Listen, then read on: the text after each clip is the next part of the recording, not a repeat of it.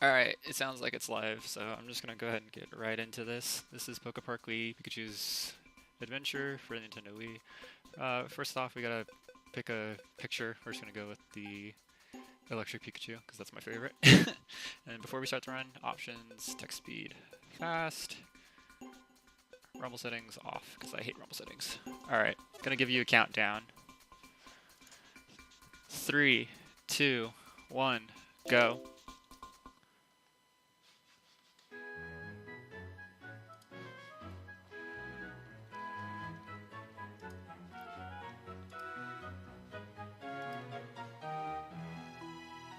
So this is PokéPark Wii, a rather somewhat unknown game, spin-off series that came out back in 2010 and has a sequel, which is PokéPark 2 Wonders Beyond. That's a whole other spiel that I don't want to get into because Park 2 is not nearly as good as this game. That being said, one of my favorite games of all time, PokéPark Wii. Get right into it. Starting out, we have like a minute-long cutscene. Pikachu playing with his friends Piplup, Chikorita, and Charmander, as well as Mew. But we get bumped into a mysterious hole, and then they all chase after us, and then now we're just falling in the void. Here we talk to Mew. So there's going to be quite a bit of text mashing in this run, unfortunately, but nothing too important. Basically, most of it's just going over the plot and the story. Right now, Mew is just telling us that the PokéPark is in a state of chaos, even though usually it's all friendly and happy. Park 2 has a singular clip. Singular, that's used in the 80% run. The Sky Prism has shattered into 14 prism pieces, so we need to go around and collect all 14 pieces to reunite the PokéPark. So we awaken to find ourselves in this forest with Chatot, who's the PokéPark guide. And then he just tells us to follow us. So this is tutorial. Any blue text boxes are basically tutorial things telling you how to play the game. It tells you to move with the D-pad. We only use that for like minor movement and trying to be precise. Otherwise we use the one button to dash to go fast. So here I have to buffer an upright input, otherwise I'm going to miss this berry. Okay. That's actually a lot harder than it looks. Because D-pad. If you've never played a Wii game where you're required to use the D-pad to move, PokéPark is probably the worst experience you will ever have using the D-pad on a Wiimote. It is horrendous. It's very stiff. So berries are a currency in the game. We have green, red, and golden berries. Green berries are worth 10, red berries are worth 50, golden berries are worth 100. You'll get green berries about 88% of the time, red berries 11%, and gold berries once. 1 out of 100. It's pretty steep. So we also have to do some jumping, as you saw, and play some skill games. Skill games is how you make friends with other Pokemon. That one was Chase, or Tag. The game calls it Chase. Basically, you just gotta run into the other Pokemon. There's other ones, such as Battle and Quiz. We'll get to some more when we get there. Right now, we just have Baneri. Like, what's up? We're going to the PokéPark. So we just gotta follow. Follow on after. Any cloud bubbles like that, basically you want to talk to that Pokemon. There are a few exceptions to that, but generally that's where you want to go to progress the story. So we're trying to move on to the PokéPark, but Snorlax is in the way, so we got to use that zapping move, which is Thunderbolt, which is the A button. And we actually don't have to get super close. We need to take like a step and a half, like so, and then you can hit him with like the very tip of the Thunderbolt.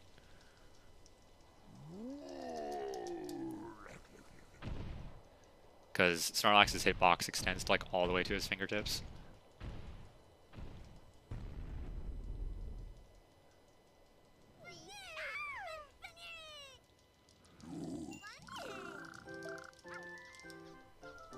So now we can move on, go talk to Chatot again.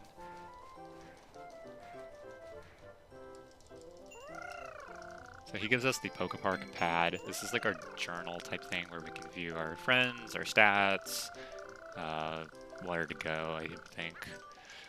But we only see this twice in the run.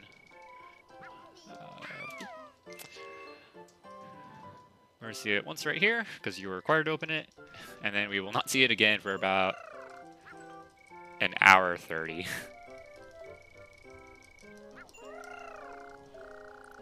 Maybe a little bit less than that.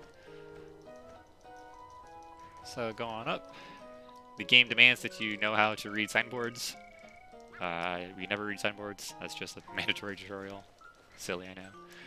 So now we can go to the PokéPark. As you saw there, that was a yes-no menu. We get several yes-no menus throughout the run. Always defaulted to no, so you always have to menu over to yes.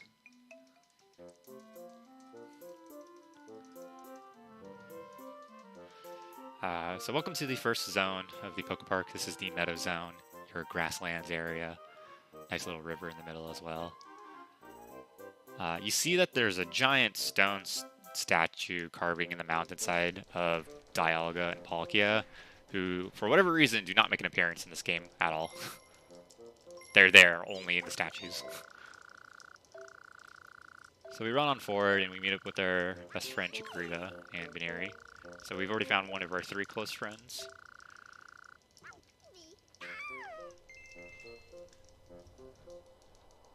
And Baneri's telling us to play the attractions, as those are the cool things in the park. So we gotta run over here and talk to Bulbasaur. So he tells us we can't play his attraction, can't go to other zones, but he's just gonna let us play it anyways, because he's the cool guy.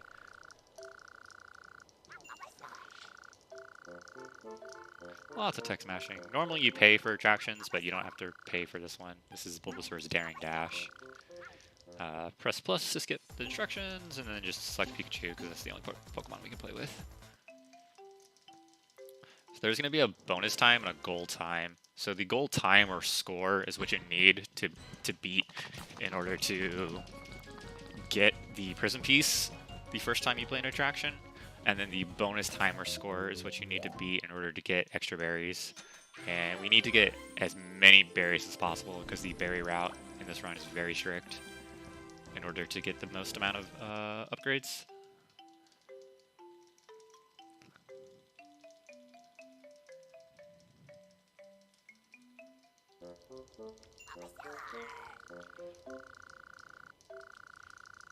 So simple enough, and we've already gotten our first Prism Piece right here from Bulbasaur.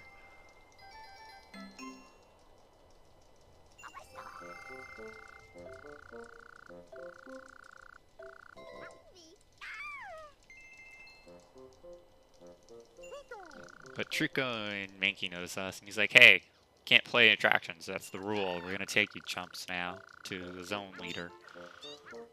But for whatever reason, they decide not to take us, the person who played it, but Chikorita, as hostage.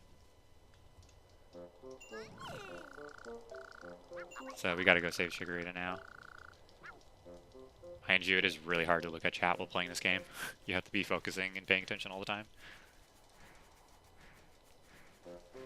So we run over here on our way to save Chikorita, but Trico's blocking the bridge, and he's like, I'm not gonna let you cross until Turtwig gets the bonus at Bulbasaur's Daring Dash. So we gotta go friend Turtwig now and beat the attraction. Woo, that was a weird turnaround. D-pad, not liking me there. Before we go talk to Turtwig, we're gonna go over here and friend Munchlax.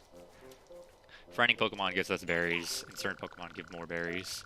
And friending certain Pokemon bring in other Pokemon to the park. So right here is an example of a fetch quest. This is the shortest one. Munchlax wants this big berry in a crate. We just gotta break it open and hand it to him really fast. But there's a handful more fetch quests where it's like really long. But by friending Munchlax, we get 50 berries, and then Tropius comes to the park. But we don't ever friend Tropius, because that's slow. So now we're going to go talk to Turtwig and friend Turtwig via chase.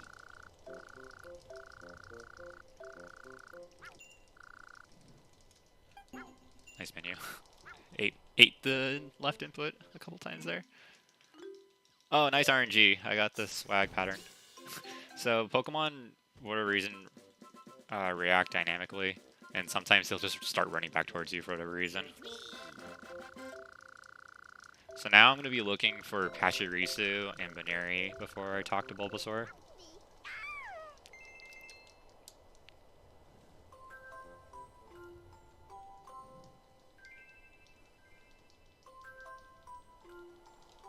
I gotta focus here and react on RNG. Bad RNG, okay. Well, Pachirisu's over here.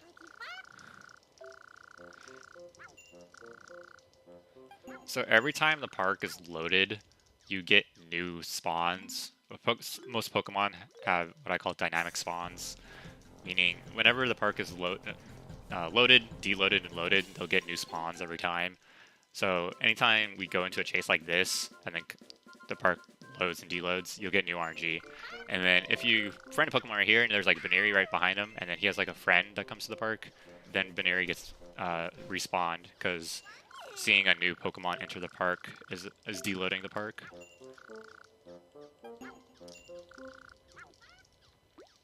So a lot of this run is reacting to varying patterns of RNG and knowing where Pokemon can spawn and such.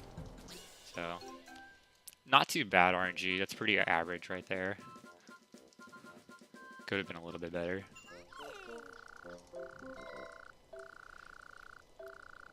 It's important that we friend Baneri though, because Baneri unlocks Lotad and Shinx, both of whom we friend later. But now we can go talk to Bulbasaur to play with Turtwig. This is the only attraction in the entire game that we play twice in any percent, because you're required to by story. And right now he's explaining how bonus berries work, which I've already gone over.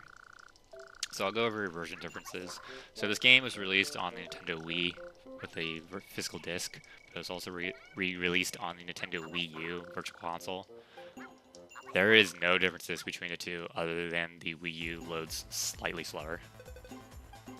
Very slightly. It's frames. Right now I'm playing on the Wii U copy just because it's easier to stream than my Wii. And if I was playing on disc, you would have to hear my fax machine of a Wii make hella noise. So, also, once you play an attraction for the second time, you have to menu out. So I have to go down and quit and say yes. But now I don't have to focus on that anymore. I can just smash through all the attractions.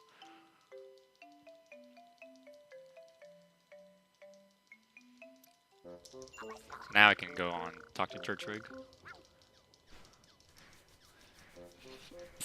Awful Lotad RNG. I don't want that. I'll come back for them later.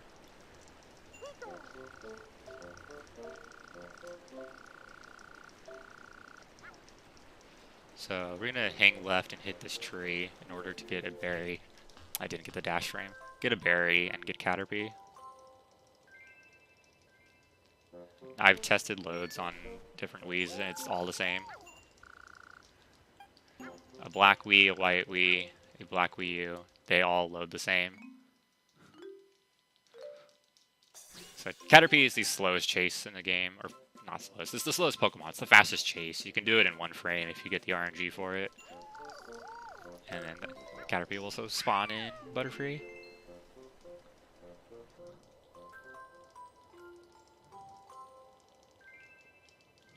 So now we can continue on.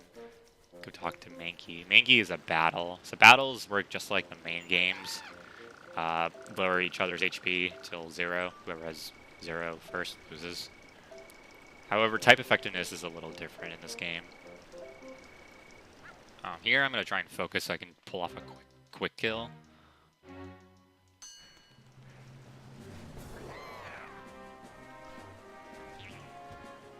Alright, I got it. It was a little sloppy, but I got it. So what happened there was I baited Mankey to come running towards the river. And during skill games, the river is active, even though it's considered out of bounds when you're in normal play. You can knock other Pokemon into there. Got the dash frame. There's a 2-frame window there where you can hit the dash button and you'll get a dash. And by knocking Mankey into the river, that instantly ends the battle in my favor. Of course, if I were knocked into the river, I would instantly lose as well. But with bodies of water, you can knock Pokemon into them and save some time. So that quick kill can save 3 seconds optimally. That one probably only saved 2.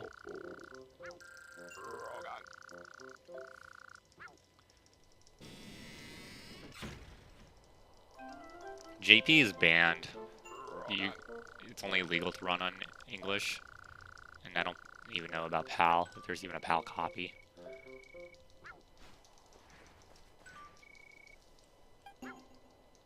So Krogunk demands that you give him 200 berries to enter Venusaur's area, but then he'll give 170 back. There's no lava in the game, there's only magma. And no, you cannot launch Pokemon to the magma because that would kill them. And that's against a children's game's law. So we try and get Chikorita back, but Venusaur, the zone leader of the meta zone's like, nah, you gotta go beat my caretakers, Krogunk and Spearow.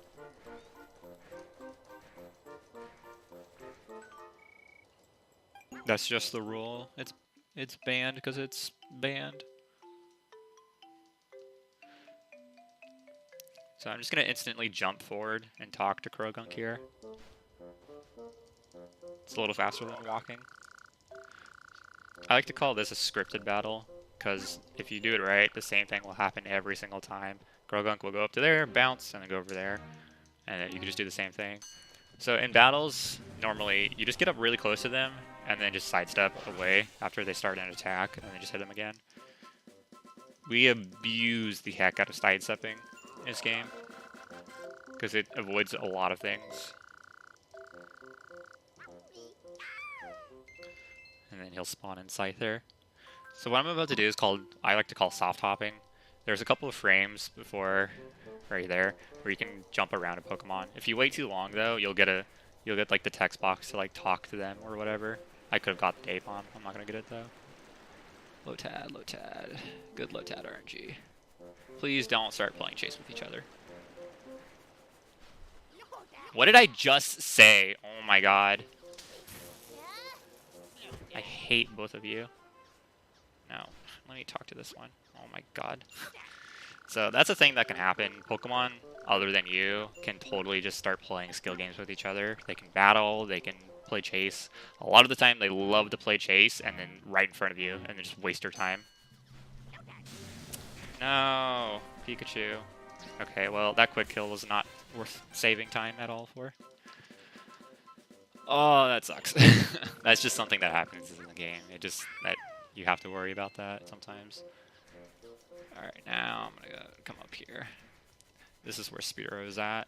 You actually don't have to talk to Spearow, you can just run towards the giant obstacle hop, and then it'll transport you over there. So this is the obstacle hop, a different type of skill game where you have to jump around an obstacle course. There's only 3 of these in any percent, and this is the easiest one. The second one's like medium level, and the third one's the hardest by far. And as a run killer.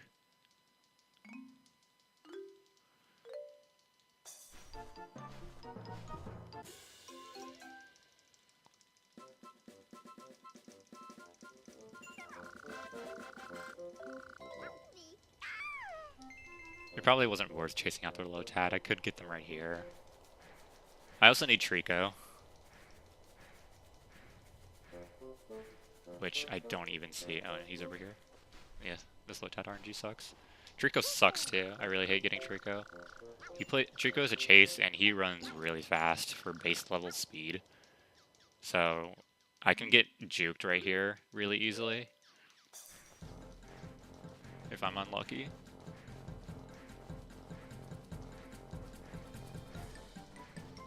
I'm probably gonna get juked here in a second. Yep. Okay.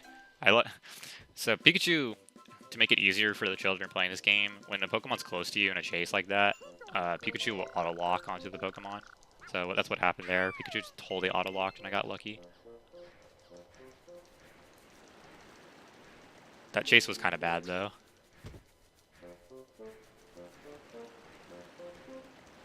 So now we can go back to Venusaur and be like, hey, we beat your homies, now give us Chikorita.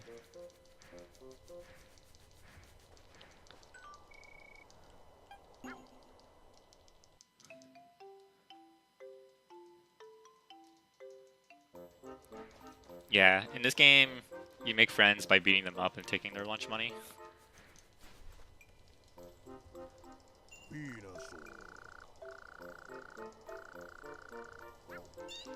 So here we get a rant, a lot of text boxes of not playing the games and it's wrong and blah blah blah. I should stay where it's safe, and then we just challenge him to his attraction.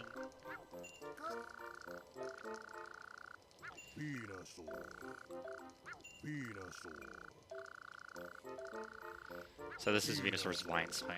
You have to pay 5 berries. This is something I've failed consistently 3 marathon runs in a row, so I'm gonna try and not fail it this time. Play this with Mankey. So I need to get at least 203.36 for the bonus.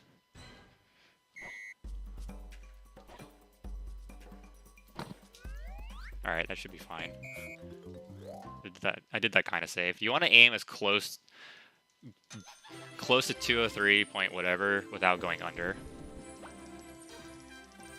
So Venusaur doesn't waste time running to catching up to you. So I'm happy that I actually did that first try, because I failed that 3 marathon runs in a row now. And each time you beat a zone leader, you get a little special dance.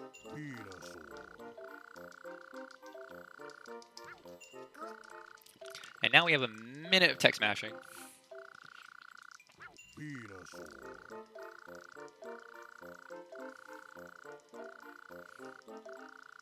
Vine Swing is not free. I've shorted myself a couple times and had to reset mid-game. Trying to go fast.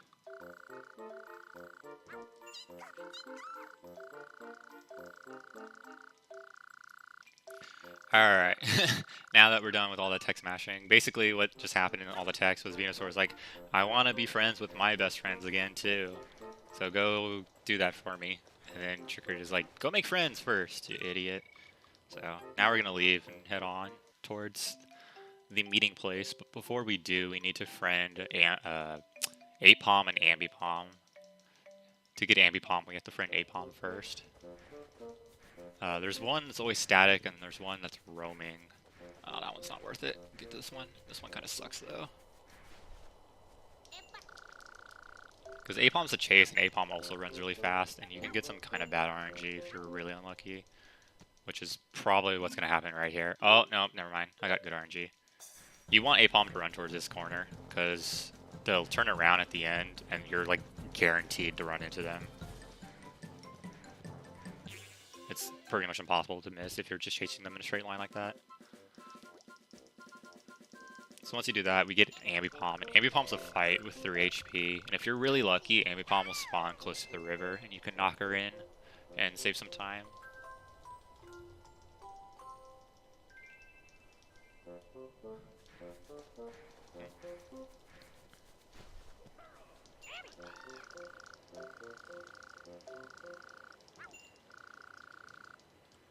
So let's see if I can get it. I might get a little unlucky here. Oh, Mankey, please don't. Alright, nice. That was really good. I did 2 sidesteps. It would have been a little faster to jump instead of sidestep there. But if you jump, you're at risk of getting hit with the boulders. So now we can move on. Here we get a stupid 10-second cutscene with Starly just telling you can go into first person. And it wastes time. Go away, please. Thank you. And now we can go to the meeting place.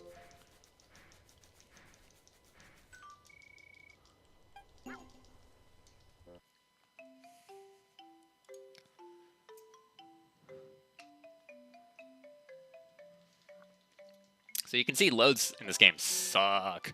Loads are about 10 seconds long, give or take a little bit. Park 2 is even worse of a offender, where some loads are like 15 to 17 seconds. So here we got like a 20-second cutscene of the overview of the meeting place, which is like the central hub to the PokéPark.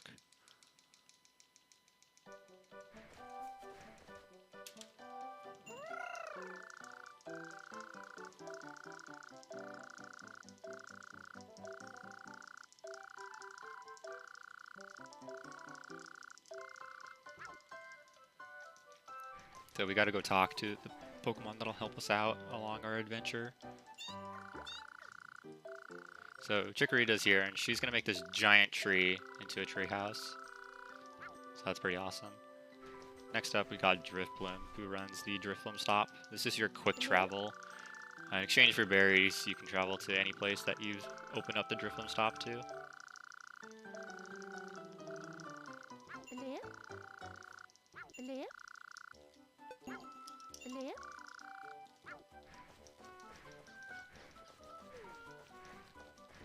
So next is Mr. Vis's Photo Studio. Mixing words there. You can take photos in this game with the minus button. You can save them to the Wii hard drive or to an SD card. It's actually a pretty cool feature. What's really weird though is that the game demands you take and save one in order to continue on with the game.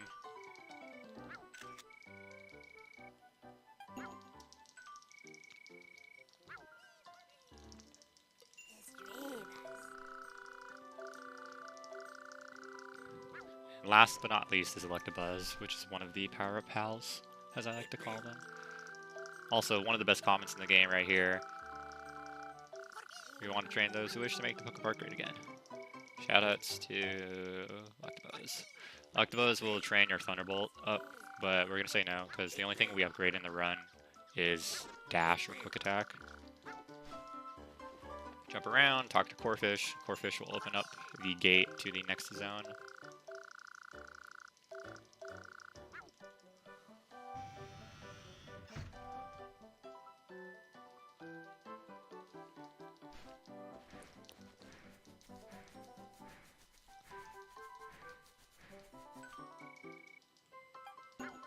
So, the next zone is the beach zone, your tropical area of the game with water and ocean and beach Pokemon.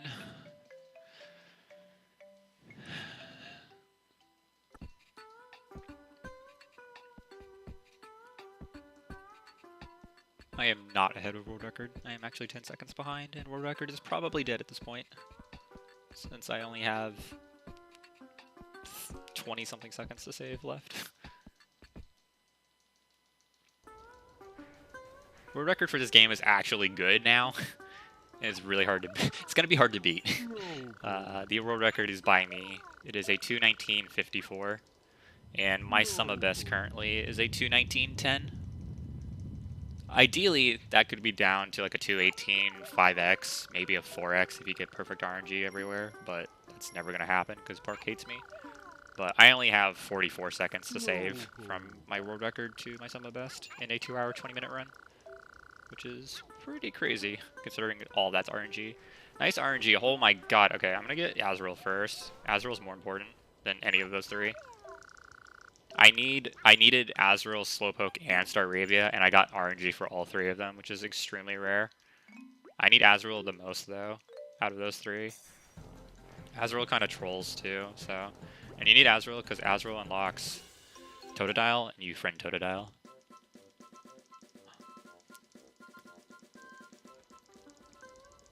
Beach is a nightmare because Pokemon dynamically spawn pretty much anywhere. You see Slowpoke in the background right now, and you see Starly. I also need Starly, but since Totodile spawns in, all those Pokemon dynamically spawn again, so they may not be in the same spot.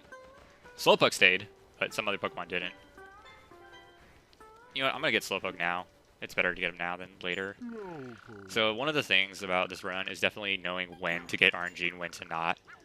Sometimes you'll get RNG like this where it's okay, but you could get better, but you could definitely get worse after that. And it's like, do I want to get the okay RNG now and then possibly get really good RNG after and then waste time, or never get that RNG again and it just runs dead? So one of the things you have to keep in mind as a runner of this game, when it is okay to accept mediocre RNG. So now we can go across the bridge. This is Corsola, who does the skill game of Quiz. We have 4 quizzes in the 80% run. Quiz, they will ask you 3 questions from any like 10 or 12 or something. The question will, I was not paying attention. Oh my god. Nice 20-second time loss there. I was mashing. I was definitely not reading the question or paying attention. The question will have the same 3 answers every time, but the position will be different. Alright, this is attractions. I was not paying attention. Red. 3. Ideally, you want them in the top slot all the time, otherwise you just lose frames from scrolling. That's the first time I failed a quiz in about 2 years now. It's kind of funny.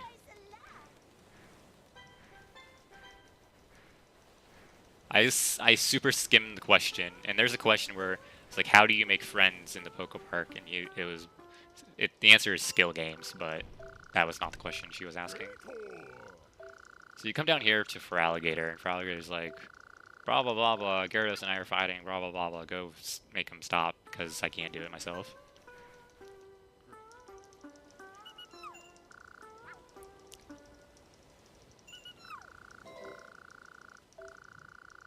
So here we meet up with Piplup once more, and Piplup's like, hey, why not stuck here? Can you please save him?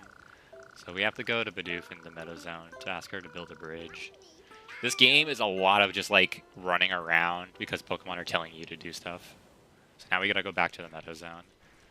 On our way there, we're looking for Staravia / Pidgeotto and Totodile. So let's see what we get here. Absolutely nothing. Wonderful. That is like worst case scenario right there. Totodile's way the hell over there. Wow. Yeah, that sucks. That happens sometimes where you just don't get any RNG.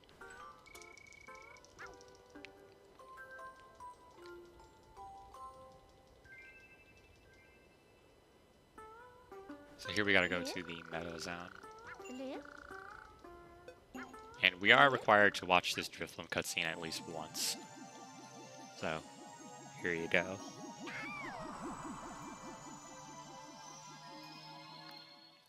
That's alright. It's more of a run to relax to, other than my yellingness.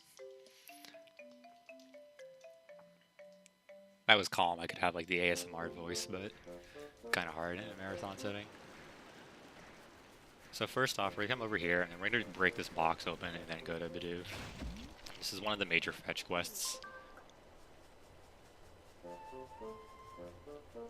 So Bidoof going to ask for 4 pieces of lumber to help her build up her house, so she can invite her friend, her sister, her cousin, and then her grandmother to live with her.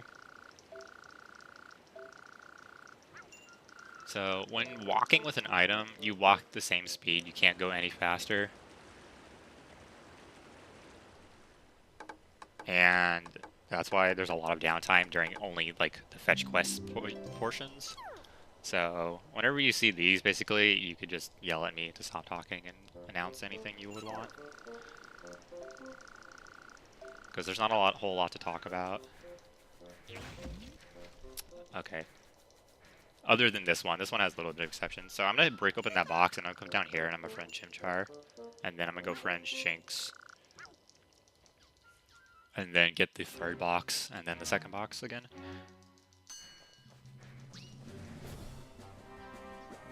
Pretty simple battle.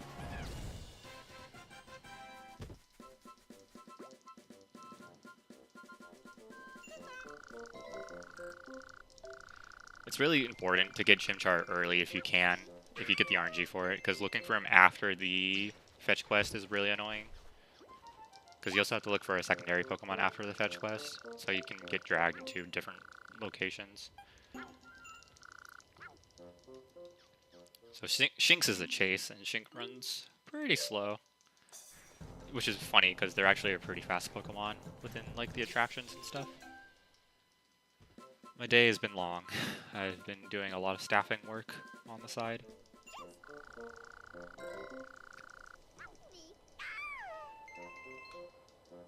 Okay, so now we're going to turn around and hit the box behind this tree and then jump towards it and get it. I make the jumps look really easy, but they're actually really important to hit, because when you're trying to pick up an item, Pikachu refuses to pick it up unless you're like putting it 90 degrees in front of him and he's like right on top of it. If he's like 5 degrees to the left or right, he will refuse to pick up the item and you'll just stand there jumping, which is kind of silly.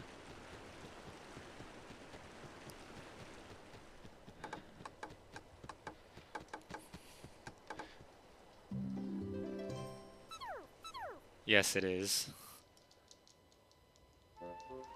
In 80% we get Chimchar here because it's faster, but in 100% we get Chimchar in the lava zone. That was the sickest momentum swap I've ever done in my life. I'm gonna clip that after. Okay, so I can explain the one glitchy mechanic of the entire game. So PokéPark Wii has no clips, no glitches, no skips of any sort. It's all just skill and RNG. There is one little exploit, though, that you can call a glitch, really. It's more of an oversight than anything. When you dash and then you jump, and then when you land... So if you dash, jump forward, and then you land, you'll keep running like the same speed or whatever when you start walking. But if you hold a direction that's perpendicular to the way you jumped when you land, you get a little bit of momentum speed. And we call that momentum swapping. And what I did there was I was running a little bit too far to the left because you can't really curve with Pikachu. It's hard to turn. So what I did was I jumped towards the lumber, did a momentum swap, and then had Pikachu face right towards the lumber when he was done with the momentum swap.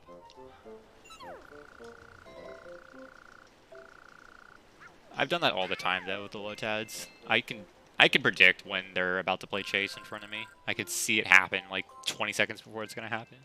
So we get B-Barrel. So we need to make sure to talk to Bidoof here in order to have her send a friend to the beach zone so we can build a bridge out there. And then we're gonna friend B-Barrel and go back to the beach zone. If I could find B-Barrel over here. I'm blind. Oh, please don't do this to me. Okay. B-Barrel, when sitting, has a weird... So you see how B-Barrel's standing right now on all fours? That's the hitbox for B-Barrel, but she'll do an idle animation where she sits on her, like on her back or whatever, or like on her butt, and her hitbox is still the same. So you can get kind of like screwed if you try to like talk to her from behind, because her hitbox will just push you out, not her model. It's possible to do a quick kill here with the river, but it's pretty much task only, because B-Barrel runs really far away, and then she does roll out. So it's really hard to do it. I've never done it before with B-Barrel, or Chimchar for that matter. You can do it with Chimchar, it's really hard though. I just made a mistake. I did not buffer that input. Nice. So I needed to press down, and I did not get the down input, and I was mashing, so I gotta run to the beach zone now, because I can't waste any more berries than I already have. Silly mistake again from not paying attention, because I'm trying to do commentary. So that's an extra load and a waste of time in movement.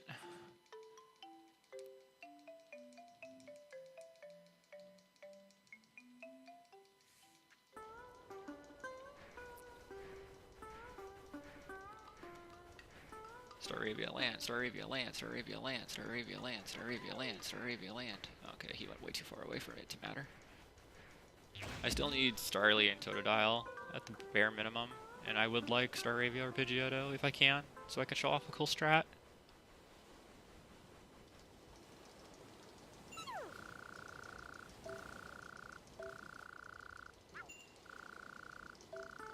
So we try and give the Bidoof the Lumber to build a bridge, but Sharpedo and Carbon are like, can't do that. Gyarados says no. And we're like, Gyarados isn't the leader, doesn't matter. And they're like, well, we're not gonna let you build a bridge, but if you try and beat the flying attraction, we'll let you.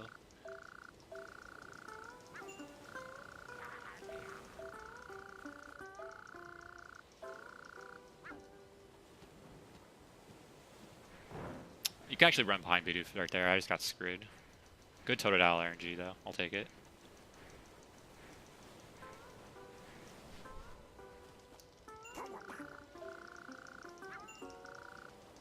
If I'm lucky here, I could get a quick kill right here on the shoreline.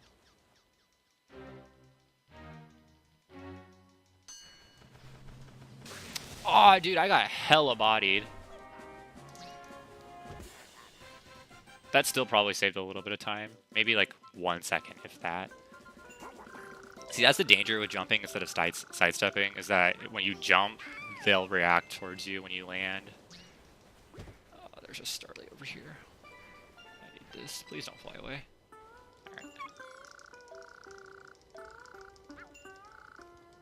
Alright. Pretty rare to get a Totodile quick kill.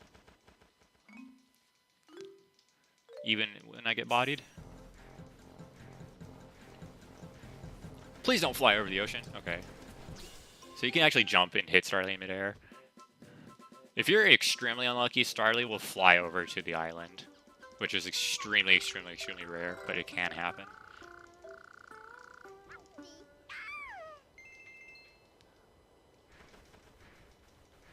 So this beach zone alone, I'm pretty sure I've lost like a minute and a half already. Probably like a minute. So this is Pelipper's Circle Circuit. I just gotta fly through the rings and get some points. Pretty simple. Nice menu.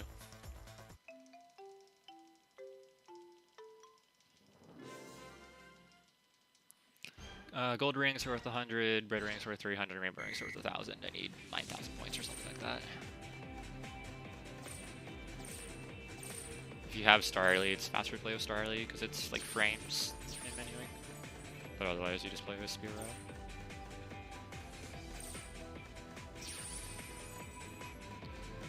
As a reminder to everyone, we are raising money for AFSP, the American Foundation for Suicide Prevention. We still have a goal to be met, which is play Hello Kitty in the swimsuit for Hello Kitty Roller Rescue, as well as a couple of bid wars for the Mario Kart 64 character and the character that we are saving in the Grand Stream Saga, as well as some bonus incentives that need to be met. At $250, I believe, Grand Theft Auto Chinatown Wars by Hoxie will be met. And that is in the AM time on Sunday.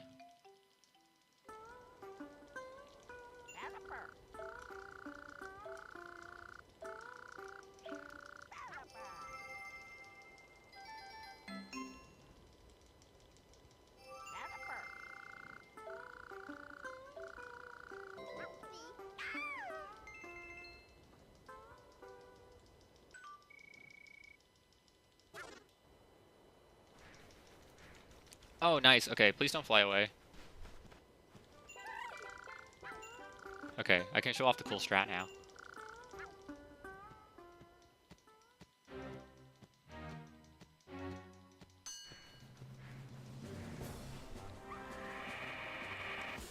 Idiot. I love that strat. I cannot believe I came up with this. So basically what happens there is I get Staravia or Pidgeotto as they're both battles, and I run right towards the ocean, and I bait them to come and attack me, and then I sidestep, or I just let them hit me, and then they'll fly right into the ocean themselves, and that instant kills them, and that results in a win for me. And basically, we do this. We do one of those two if we can, because it's more consistent than a Pokemon in the upcoming zone, which is RNG based, which I'll talk about a little bit more when we get there. But that strat is really cool. It's a cool backup strat that's really consistent if it works, or if you get the RNG for it. Normally, though, you would get the RNG for it by where Bidoof is right now, and sometimes they'll like land on the ledge and you have to like hit them in the water, but it's still pretty fast.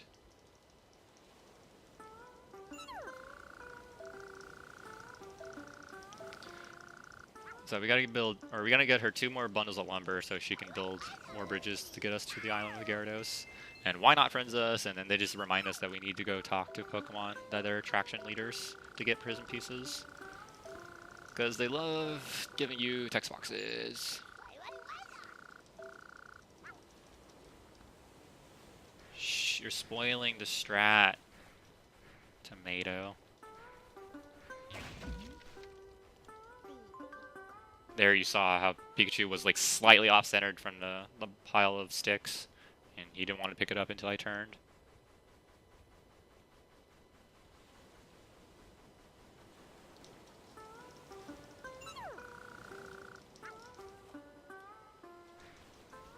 Oh my god, I losing like over a minute.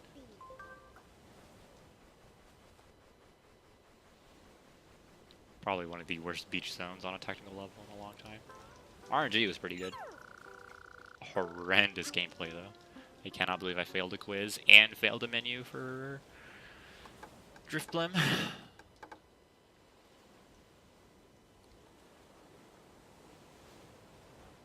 So with those pile of sticks, build some pretty awesome bridges.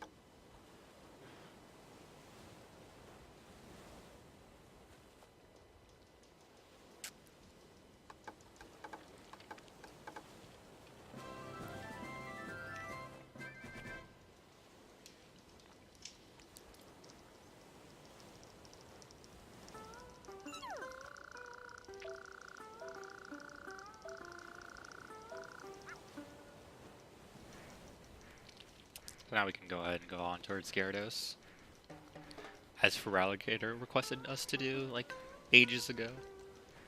This game is just one giant fetch quest. Also, shout out to Tiny Gyarados. So this is Gyarados' Aqua Dash.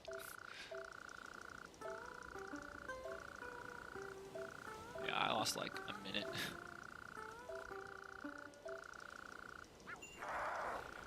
So this is one of the friend checkpoints. You actually do have to have a certain amount of friends throughout the run. Here you need 25 or more friends in order to play, otherwise he will just not let you play. And we play this with B-Barrel, because B-Barrel's the best option. That's also like on the beaten path.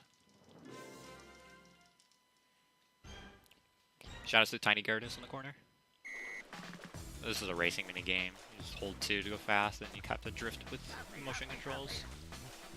And then if you hit the buoys, you get a little bit of a speed up.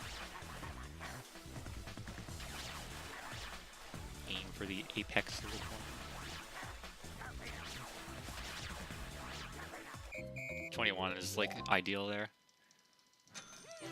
You always want to aim for a 21 if you can.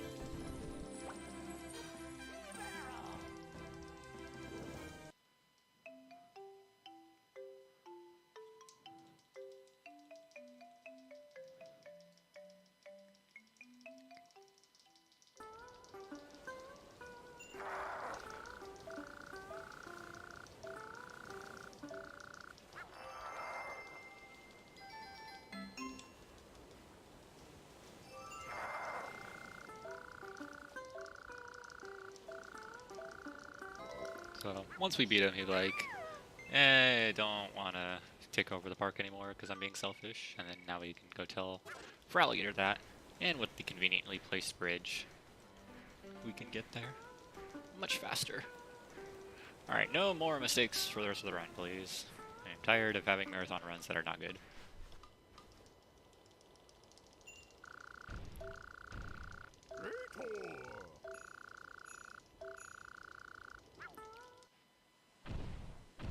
The last time this run was shown, any percent, was Speed Stuff for Charity 2, many moons ago. Last event, SS4CW 18 or SS4C4, I did Pika percent, which is a little bit different. So here we're going to battle Feraligatr, and now I can actually like show the standard combo that you're supposed to do with battles with 3 HP or more. If you lead with a T-Bolt, they'll be paralyzed, and then you can hit them with a dash, and then they'll get invincibility frames. If you just do dash, they instantly get invincibility frames. So each one does 1 HP bar, but if you chain T-Bolt into dash, you get 1.5.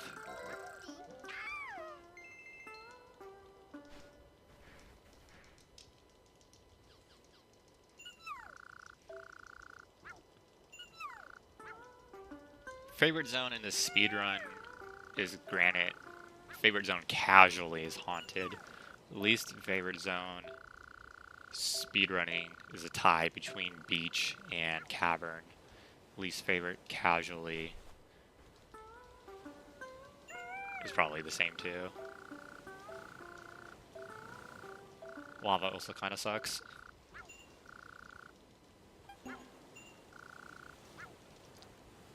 So Piplup found the balloon. We're going to use the balloon. for some other things later. Talk to Lapras, and Lapras will take us to the next zone.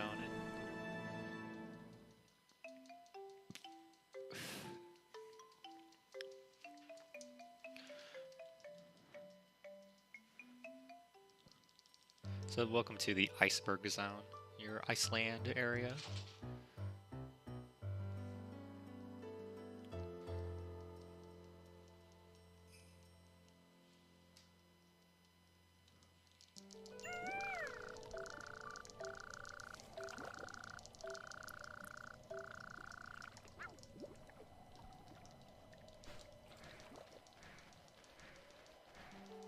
So we gotta run up the center slope, all the way up there to go find Empoleon. Once we're done with this zone, we get to upgrade our speed, so we'll be running a lot faster, luckily. The base level dash is kind of bad. No, Greenland, not Iceland. OP, geography.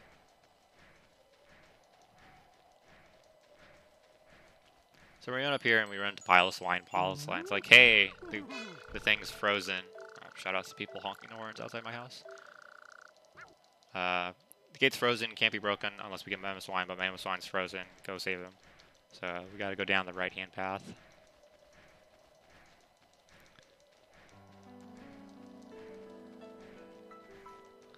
Down to here. And then Teddiursa's like, hey, it's Mamoswine's over there, but it's not, you can only get across, you can only get across when the lake's frozen, so you need to go get Frostlass. In order to get Frostlass, we have to help Glalie. So you want to run on the right side of this tree, otherwise you'll get sucked into the loading zone. And you want to get this farthest away block first. Glalie has a pretty big, like, loading zone here to talk to him.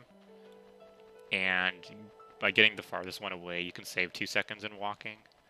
And also, it's just smart to get this one first, because once you build the first Igloo, you can't walk behind Glalie anymore.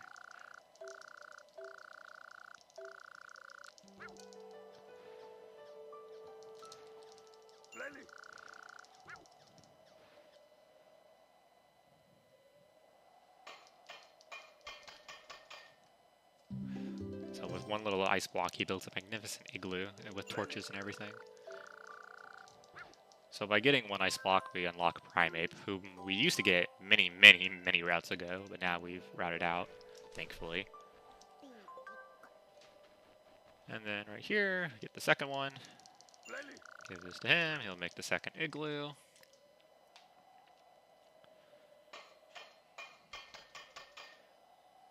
Which spawns in Glalie's friend, Ursaring, whom we get in the run.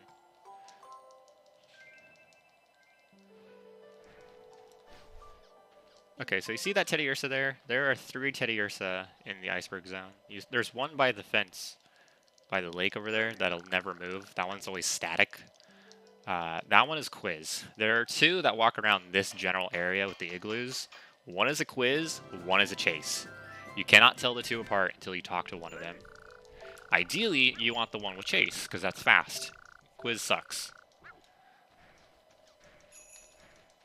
And depending on the RNG you get, sometimes they won't be close together. So the reason why we get Staravia / Pidgeotto instead is that it's more consistent to do that than it is to pray for good RNG when talking to the Teddiursa. If you get good RNG and then get the Teddiursa first try, great, that's awesome, you save a lot of time. But if you get bad RNG and have to go run away and talk to the other one, you can lose anywhere from 4 to 15 seconds depending on where they're at. So, best Teddiursa only saves like 4-ish seconds over the birds, maybe 5, if like TAS. So it's just more consistent to get the birds if you can. Otherwise, you would just get Teddiursa as normal if you don't get the RNG for the birds. So we run up here and we use the chairlift, or we have to beat Prinplup to use the chairlift.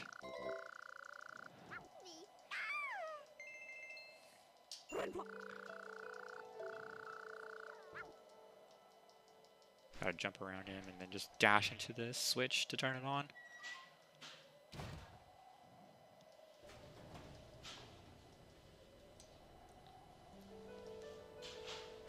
So we gotta go down here to talk to Frostlass.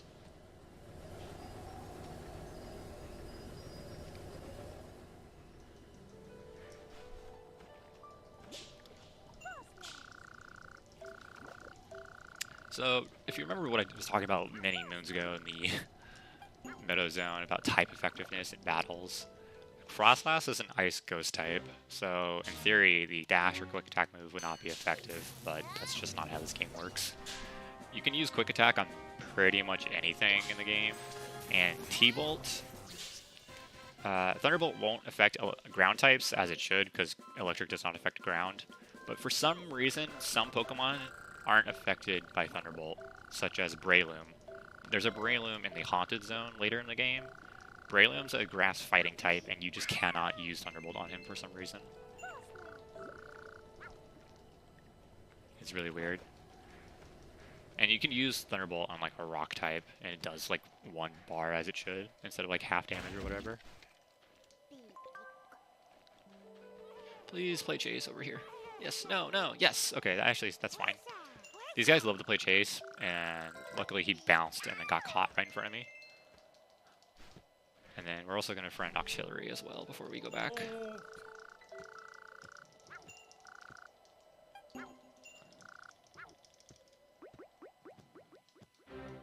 Quagsire. Quagsire, can't see.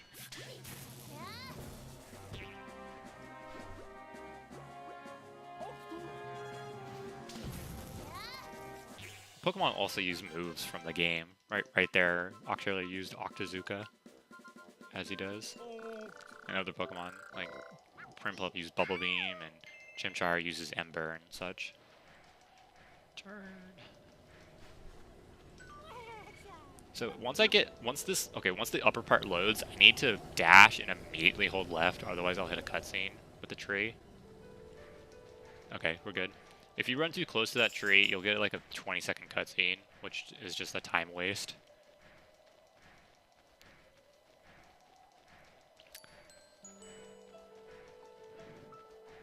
Ursaring, are you close by?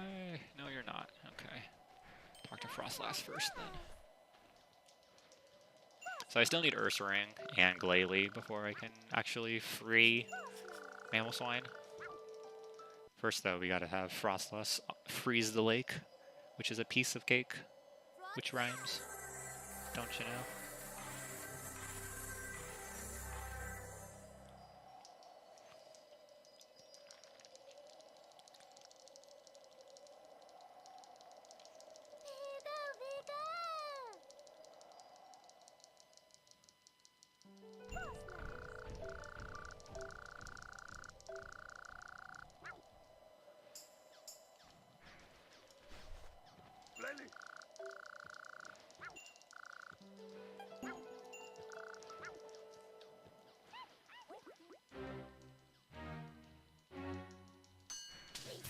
So, Thunderbolt, quick attack, sidestep.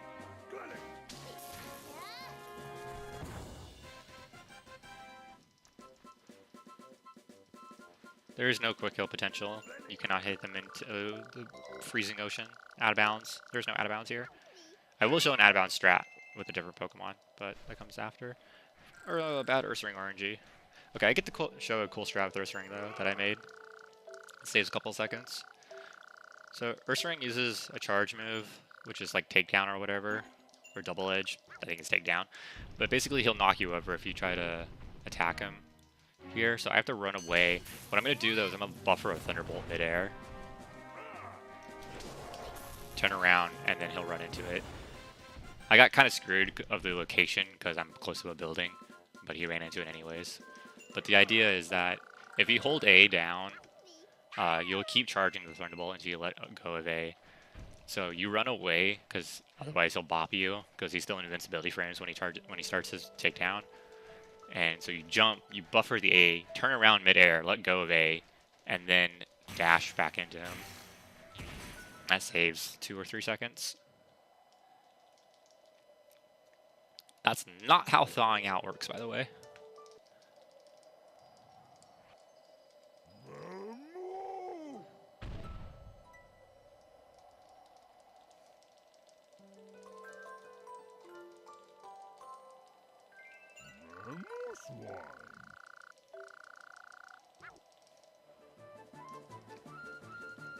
One of the cooler strats in the game.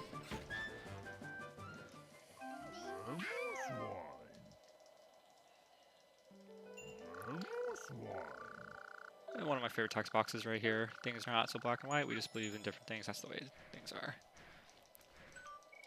So we can move on past now and go talk to Empoleon, the zone leader for the beach and iceberg zones.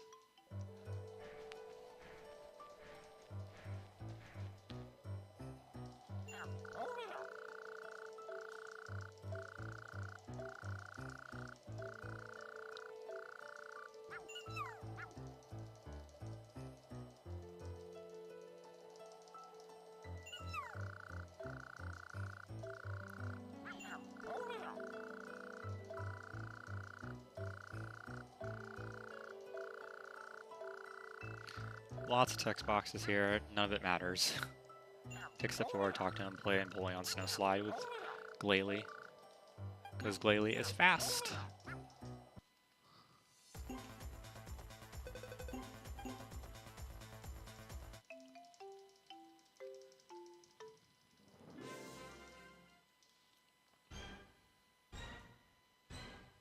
Second longest attraction in the game right here.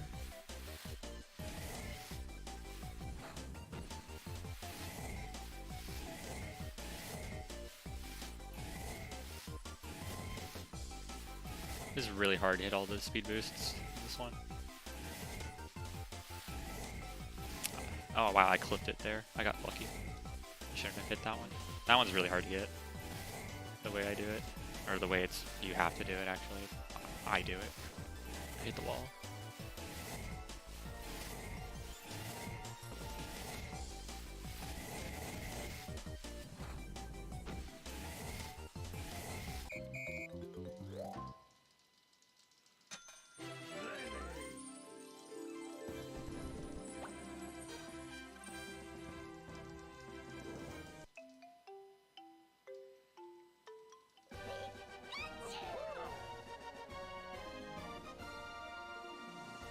So Pikachu likes to dance, and then we get our next prison piece.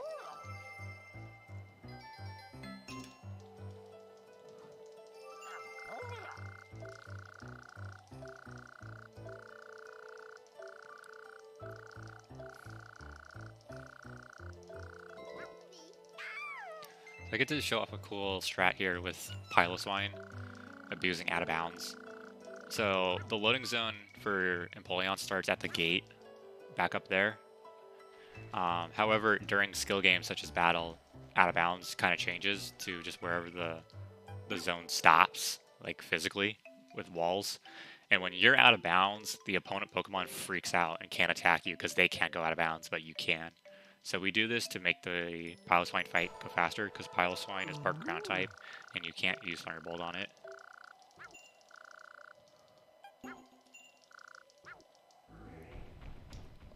And it uses double edge, or takedown, or whatever, so you can't just like run towards it or whatever.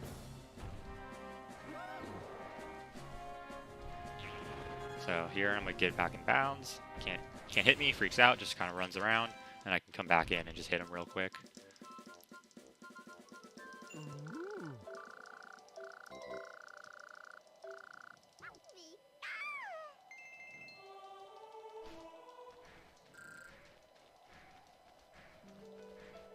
So now we can go back to the meeting place. Once again, avoid the tree, avoid the cutscene.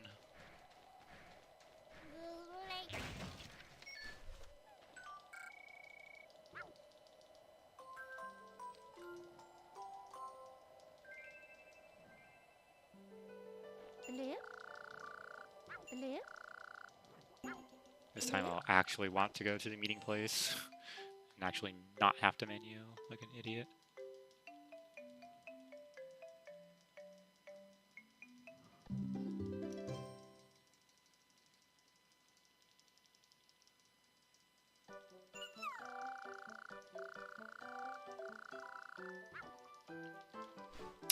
I should have dashed, I didn't need to jump there. So here, Ponyta, Bieberl, and Bryok are here now with the Power Pals. So Ponyta will teach you dash, So first upgrade is 350, the second upgrade is 1,000, and the last upgrade is 1,500. So we're gonna get 2 dash upgrades right now. And dash is the only thing we upgrade in the entire any percent run. Beaverl will upgrade your HP, and Primate will teach you Iron Tail and upgrade that as well.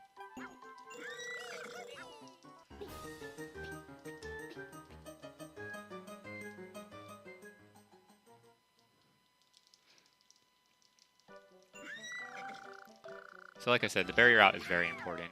The current standard route gets 70 berries from trees and crates extra.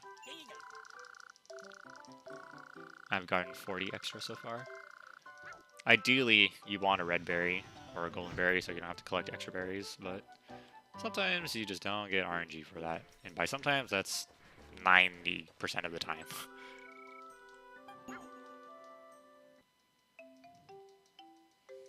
Thanks for hanging out, Modest Tomato. So welcome to one of my least favorite zones in the speedrun. Cavern.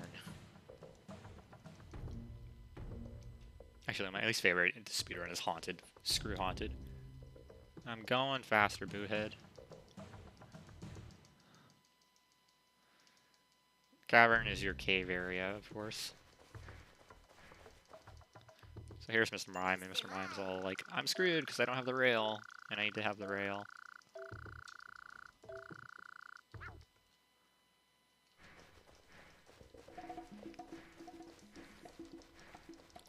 So come down here, and then Mawile is going to be annoying.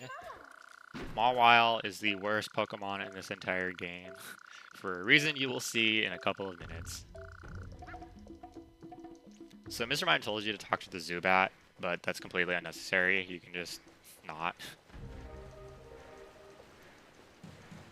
You have to come all the way down here, though, and talk to the Aeron, who will be like, I want some iron ore, which is conveniently in the box right next to him, but then he walks away from it, so you have to go chase him down.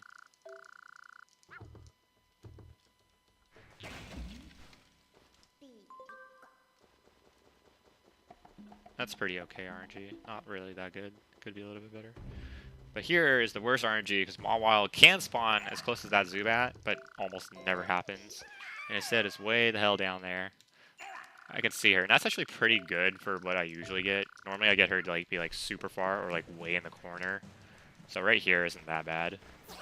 But the bad part about Mawile is that she's a chase, and she has 2 separate hitboxes. Her body, which is what you need to hit, and then the jaws on the back of her head. And since you're running behind her, you'll auto-aim towards the jaws. And it's just so annoying. It's just not a good time. So you have to like kind of like run at the side and then hit her. Luckily I did pretty well there, and I didn't get bodied by a bad jaw cycle, because the jaws bounce left and right. And I did it from the harder side. The right side's a lot harder than the left side. So I should tell you, I hit the rail somewhere, but go talk to Dugtrio to find out. So we gotta go talk to Dugtrio. Dugtrio's like, I hid it in the berry storage. So we're gonna break open this crate on the way there, and that unlocks Magnemite. So now we're gonna friend Magnemite and Cranidos. Magnemite, we just have to talk to them, and then Cranidos we have to beat in a fight. So Magnemite's right there. Get them now. Golbat landed right on top of me. And there's a Cranidos right there. Nope. Nope. There we go. I probably could have gone left for the other ones. There's 3 of them around here.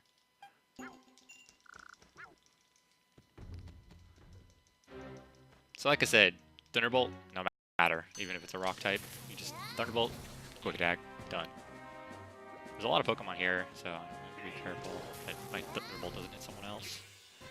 Because Thunderbolt auto-locks onto the closest Pokemon, so you could totally hit a different Pokemon by accident if they're just walking around in your way.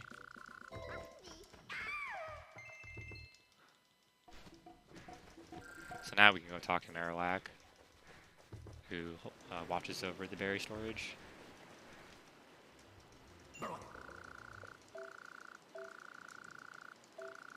And and we gotta defeat him in a fight. But Marowak's part ground, so can't use Thunderbolt. So we just gotta bait him. He went the wrong way. Normally, it's better for him to make him go left there if you can.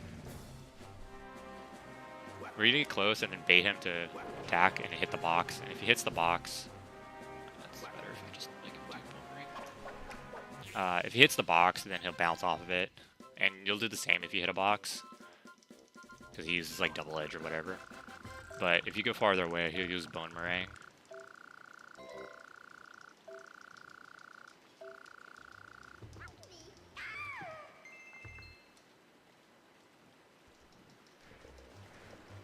Break this box open, and that unlocks Diglett. He'll tell you he moved it under the sleeping Snorlax. So we're going to get another berry, and then preemptively get a big berry for Snorlax.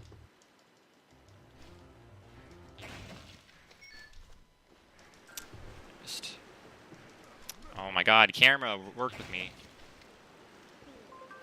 Camera and D-pad are really mean to you in this game.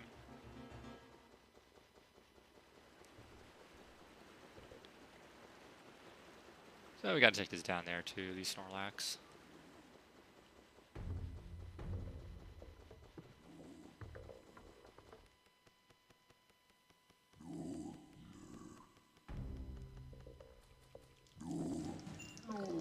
Be like, don't hit me with the Thunderbolt, so we gotta drop this, hit him with the Thunderbolt, pick it back up and give it to him.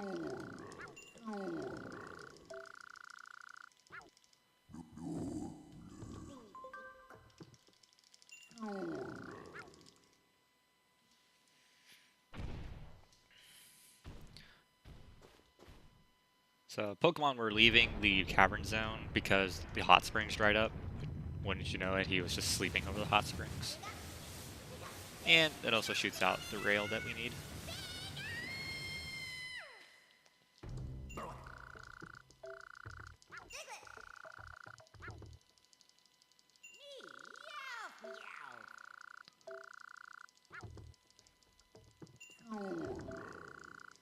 So we gotta take that rail all the way back. So, Fetch Quest, I'm gonna probably not talk a whole lot, except for one strat I want to mention. Lots of downtime here for any announcements.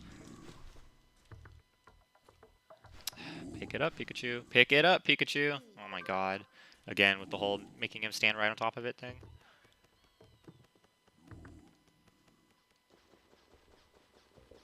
So, while on our way, taking this all the way back to Mr. Mime, we're actually going to check the Drifloon stop just to bring Drifloon into the zone. For two reasons. One, we're going to friend Drifloon when we come back down here, and two, we need Drifloon in the zone for later. So, now I just get to walk all the way down to Mr. Mime.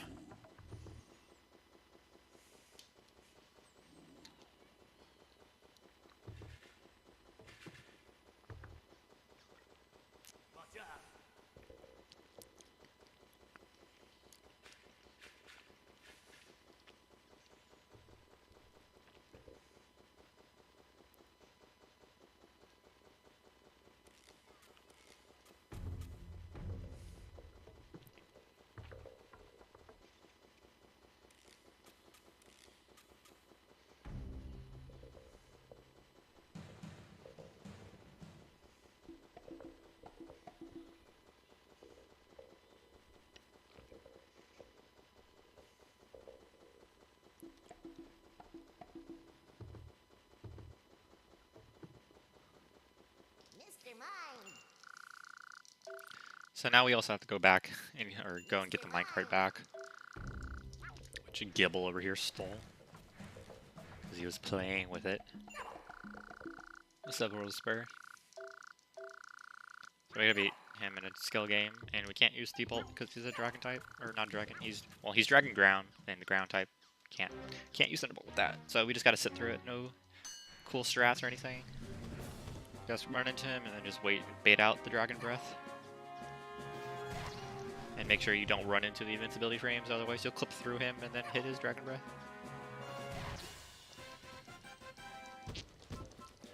Both of those dashes were almost frame perfect.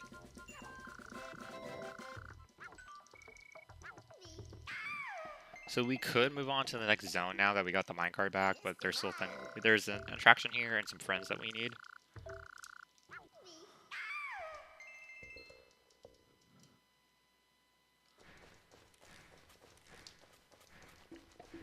So we need Raichu, Torchic, Drifblim, and Diglett. Raichu's right here, which is pretty good. Raichu is a chase.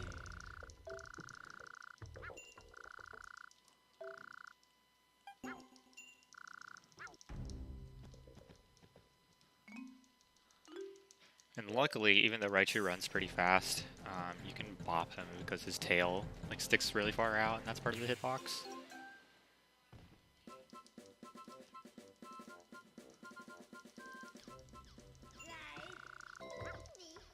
So now we gotta get Torchic. If I get RNG for it, which I do not see Torchic off the top of my head right now. Also, we're gonna talk to Drifblim, and then Drifblim's like, "You've been a good customer. We're gonna give you a friend discount." And then not go anywhere. That's one of the cool things in this route.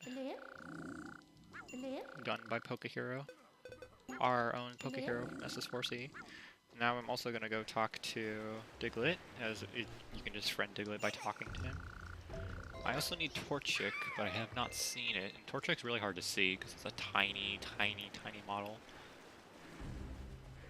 I see him now. He's way over here behind the wall. Torchic is a battle.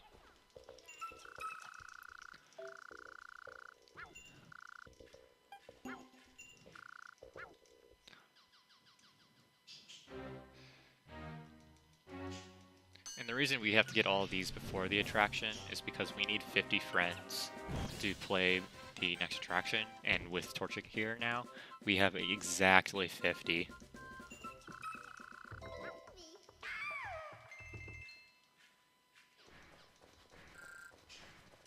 And this is Bastiodon's Block Barrage.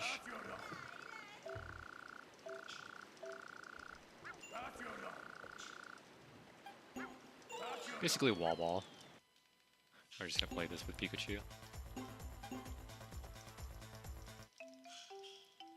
Because the bonus is 2,500, but we need the goal of 4,000.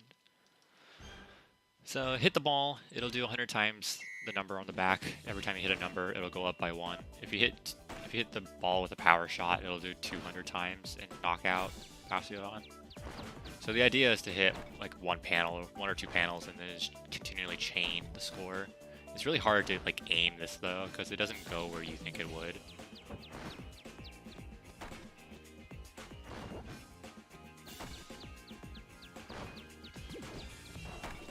Nice double right there. If you hit it right on the seam, you can get a double.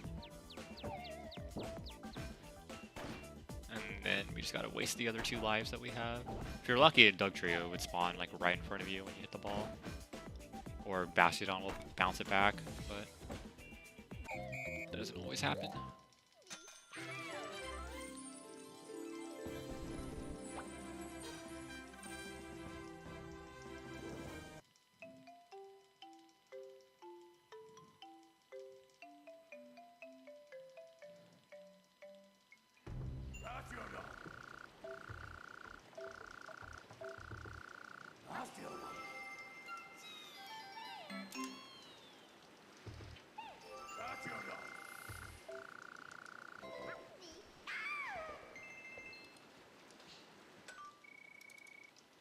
So now we can move on to the lava zone.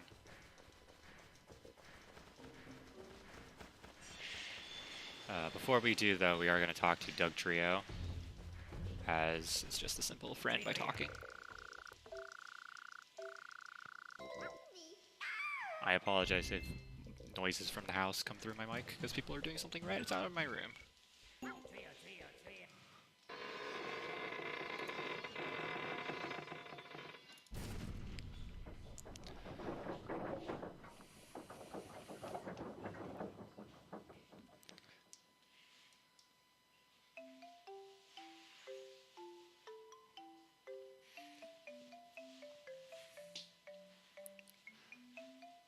So, welcome to the next zone. This is the lava zone, where you can find a bunch of magma. Shoutouts to those who know the difference between the two terms.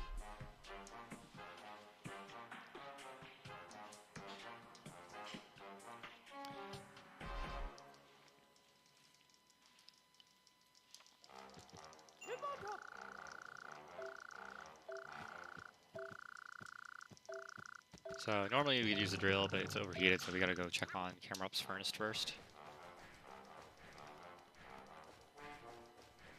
So shoutouts to bad wall collision versus physical objects. That wall juts out really far right there.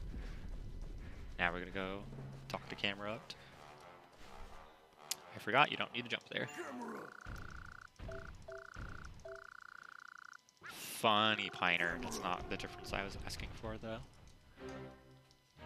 Camera up does part ground type. Can't use T-bolt. Just gotta sidestep and wait for the eruption. Also, you have to like wait a little bit even with the sidestep, otherwise you'll hit him with invincibility frames.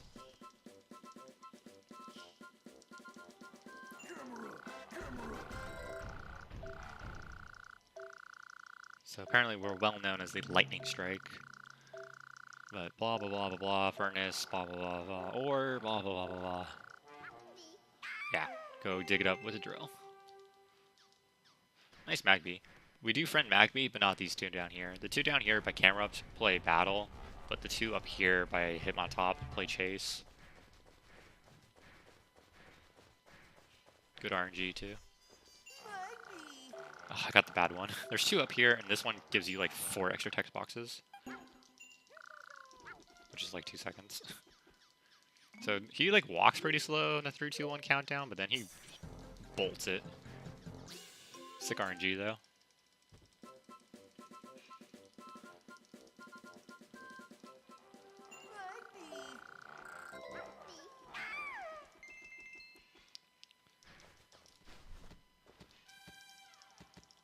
So talk to him on top. You gotta battle him before we use the drill.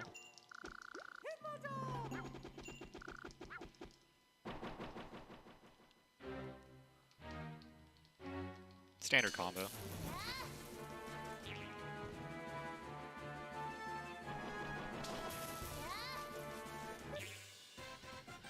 What's really annoying is that Hitmontop won't even become your friend for this, so he doesn't count towards the friend count. He will give you berries though, but it would be helpful if he counted towards the friend count.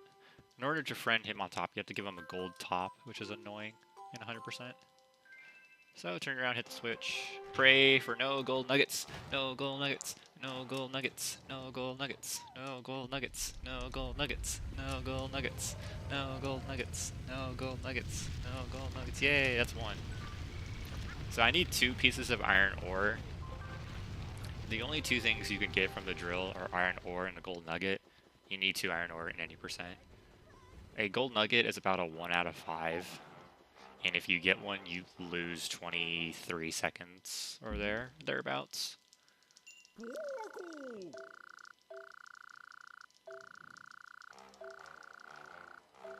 So that's what Gold Nugget Plus is for in the chat. So this Torkoal basically tells us he spawns in just to be a giant jerk. All the Torkoal there are over there now, and sometimes they like to get angry and they'll attack you. I haven't gotten to talk about Pokemon emotions. So not only can they like talk and play with each other, sometimes Pokemon will show emotion values. There's joy or happiness, sadness, anger, and despair. Joy, usually you'll get 1 or 2 text boxes and they'll always play with you. Sadness, some Pokemon won't play with you, some will. Anger, Pokemon will attempt to attack you and they won't play with you. And then despair, which is extremely rare. I've only ever seen once in my entire lifespan of playing this game since 2010. Why am I talking to him? I was... Stop. I was not paying attention. I got mindless because I'm doing commentary. Despair is a really rare emotion value, and basically it's just different text. Okay, so we need to make a straight shape to make an iron bar. There's a dash frame here. I got it. Golem spawns in. I just lost like fucking 15 seconds from talking to camera up because I was not paying attention. Take the iron bar, stick it in the broken switch. Actually, you're supposed to view the broken switch first and then get the iron bar and bring it over here.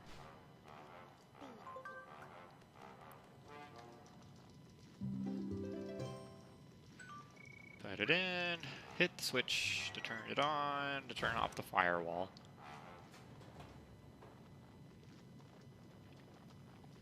Despair only gives you different flavor text, that's it. As far as I know. Also, talk to Golem to friend them. Golem will give you berries in exchange for things that you make with the furnace.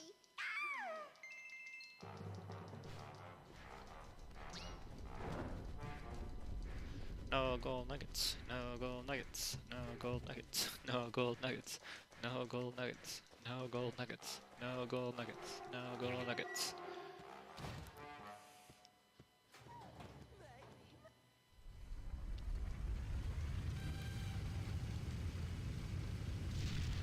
Nice, no gold nuggets. Alright, shoutouts to losing like 15 seconds just because I was not paying attention and I accidentally talked to camera up. Because commentary, and then playing the game mindlessly.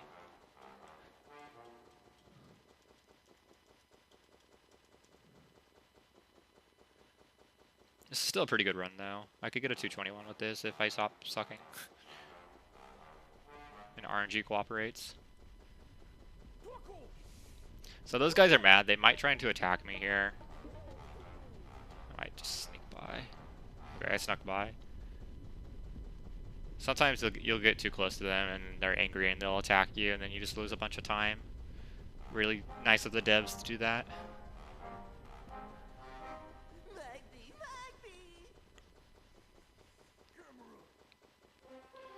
So we take the second piece of iron ore and make it into a round shape to get an iron top, which is necessary for the next attraction.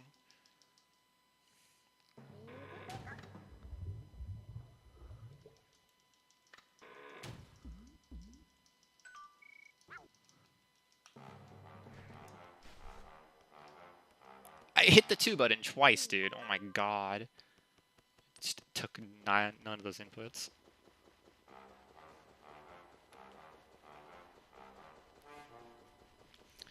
Shoutouts to some of the worst visual coding to actual physical coding seen here on this ramp.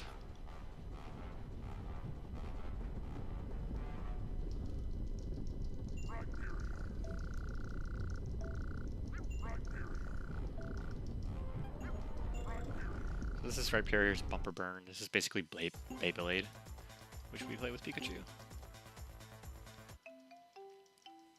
Knock the opponents out of the ring. The more you knock out consecutively, the higher your multiplier goes. The more you hit, the more you get knocked back. Nice, that's ideal right there. Hit those 3 out, and boom. No, I missed the Snorlax. Bad, bad. This is bad, bad, bad.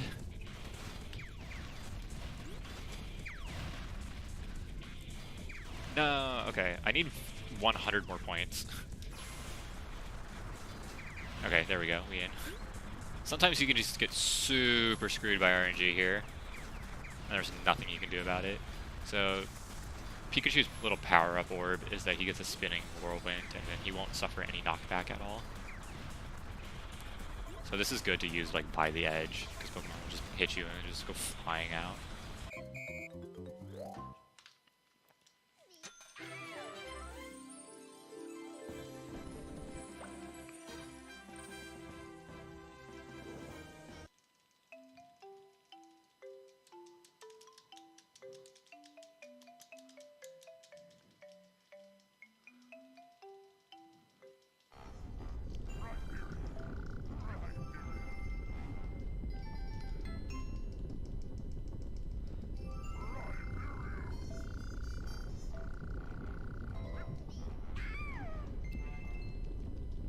Here we gotta be careful to not get stuck on the left-hand wall here, because there's an invisible corner that can screw you over. Good. Alright, now we meet up with Charmander, the last of our friends that we were playing at the beginning of the game.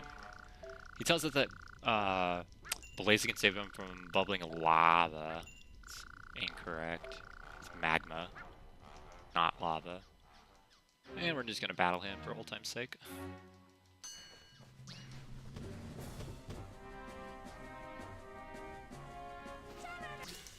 Not frame perfect. Frame perfect dashes there.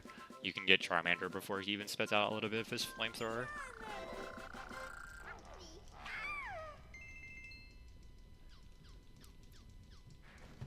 And then the second quiz in the game is right here with Metatite. There is a question here where Metatite makes fun of the fact that the zone has a bunch of magma and yet it is called the lava zone. Cavern.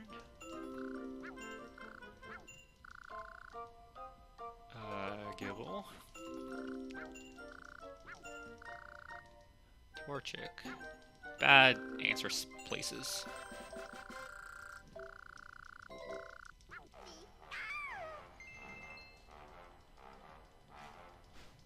Alright, time for the second worst chase in the game, right after Mawile. This is Ponyta. Ponyta runs really fast, and then... Please don't. Okay, I only talked. Ponyta runs really fast and will leave Ember Trails. Hey, right there, Hitmonchan showing joy. So if I were to talk to him, I would get like 1 or 2 text boxes. Ponyta runs really fast. Oh, please get out of the way. Thank you. And then we'll leave behind Ember Trails. And then cameras are based on the opponent Pokemon, not on you. So if you get screwed here, and then like Ponyta runs the opposite way, counterclockwise, the camera focuses on her. So she'll just keep running, and then you just get screwed by the camera because you can't turn it. And the way Pikachu runs is based off the camera. So here we get our last 2 sets of berries. 60, 70. And then talk to Farfetch'd.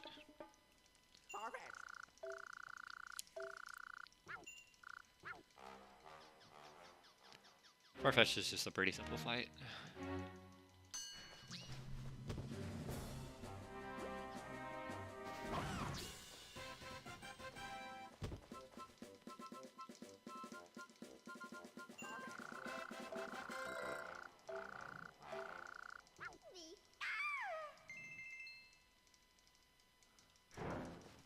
You just clip right through him too.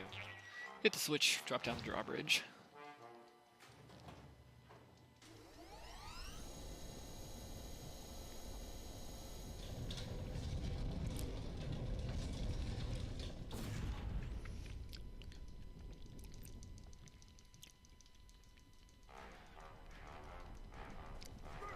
Talk to Macargo, and he'll verify that you've done Bastiodon's Block Barrage and Rhyperior's Bumper Burn before going on to Blaziken.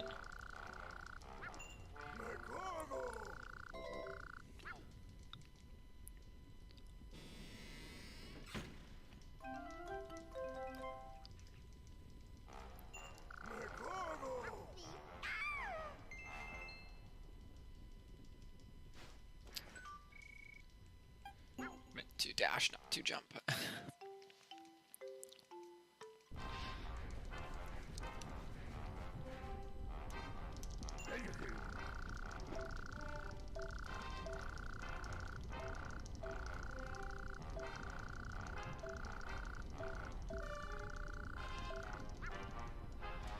So before I can take on Blaziken, I have to battle Charmander a second time. Now he has 4 HP bars instead of 2.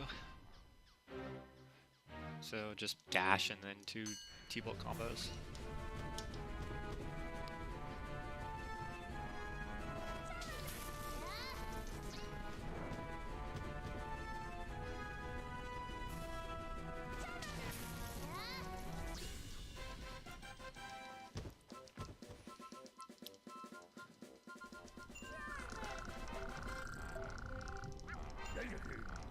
So now we can take on Blaziken's Boulder Bash.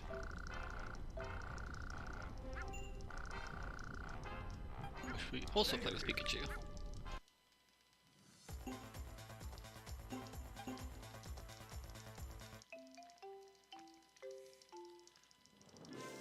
Need 6,000 points. If you hit the rock, 100. If you break the rock, 300. Every rock you hit consecutively gets you more points, or a bigger multiplier.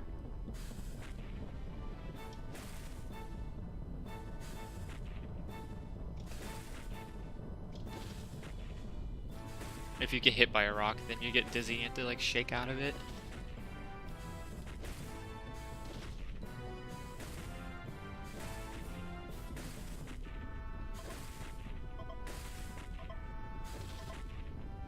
Hello? Okay, that was a really late input, but whatever.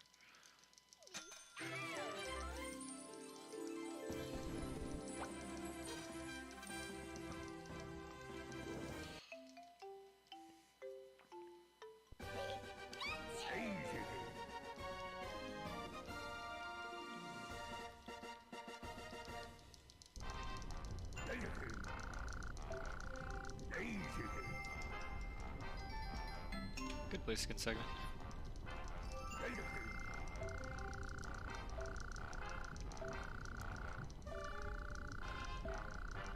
So now we need to go back to the meeting place.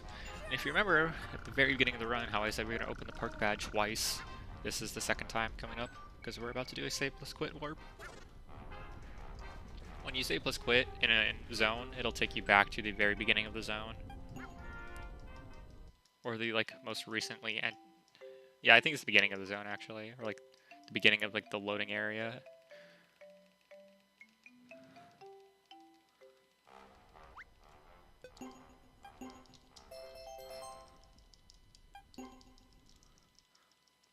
And this is why you always play 80% in the top left file, or the top left file, because you just want to mash 2 instead of having to menu to the file that you're playing on. Saves about 6 seconds over walking.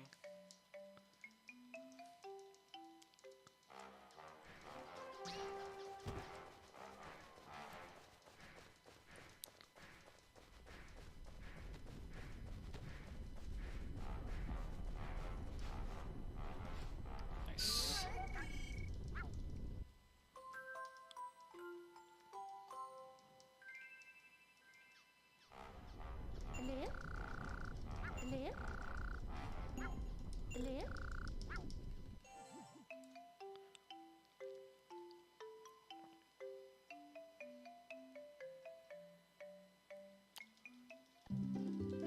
So the treehouse has come along pretty well. All 4 of us have made up back together again. Piplup is working on the balloon, and then he'll inflate it right now. And then everything seems to be a-okay with the conveniently made Pikachu balloon. And then Piplup notices there's a giant gaping hole in the side of it.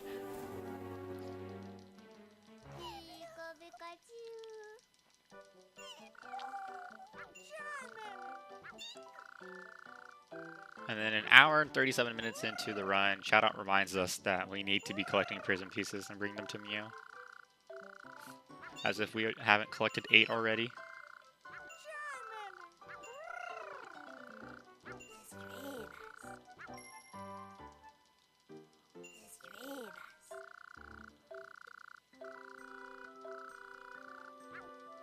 So, yeah, go to the Haunted Zone. So there's a power-up that we can get for free if we friend Ponyta in the Lava Zone. And that's Double Dash. No, not Mario Kart Double Dash. This is a stupid gimmick that I have to use for the next zone, which makes Haunted Zone way harder than it needs to be.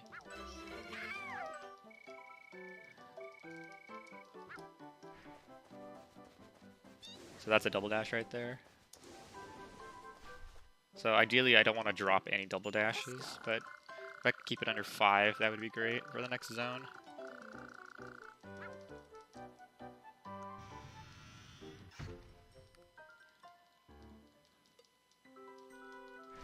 Oops. Wrong button. That's 1 dropped.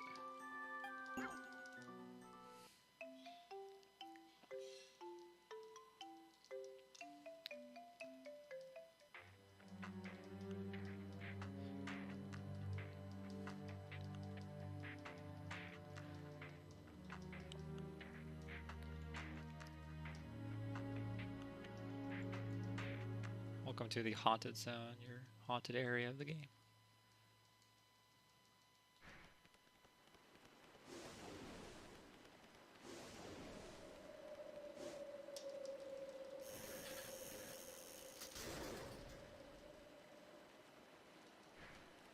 So first things first, we gotta play an attraction, Tangro's Swing Along.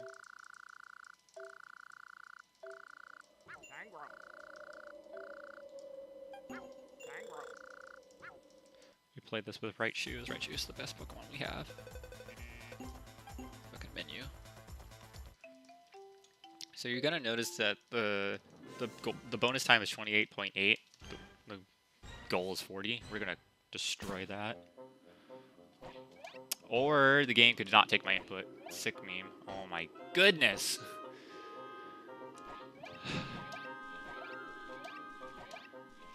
Alright, well that's kind of what the attraction's supposed to look like. Oh my god, just get me over the end.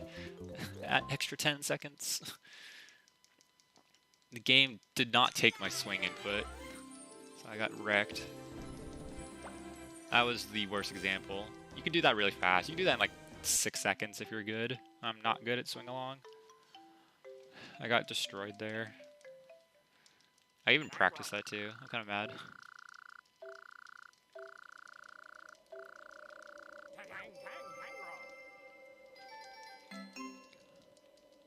So now we can go inside the haunted house.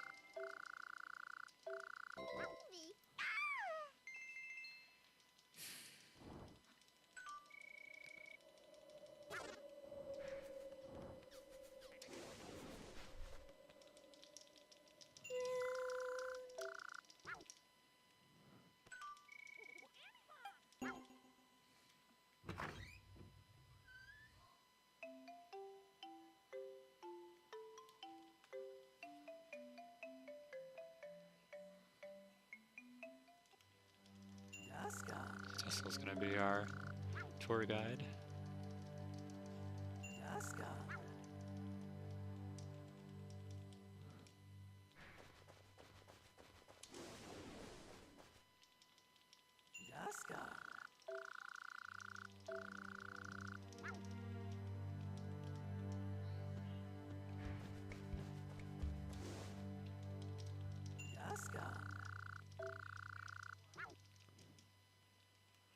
Basically, we just have to follow him around and listen to him talk about each type of room and whatever.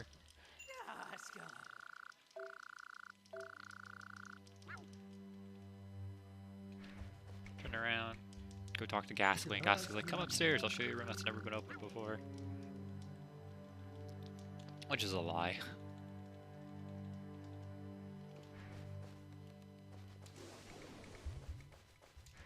Two.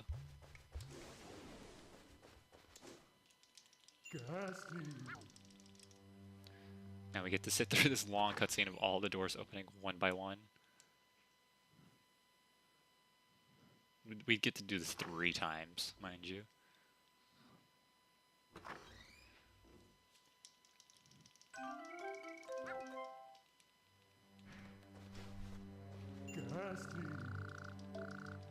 Talk to Ghastly and we'll friend him by playing chase. Another cool strat here, all you gotta do is just dash and then jump instantly.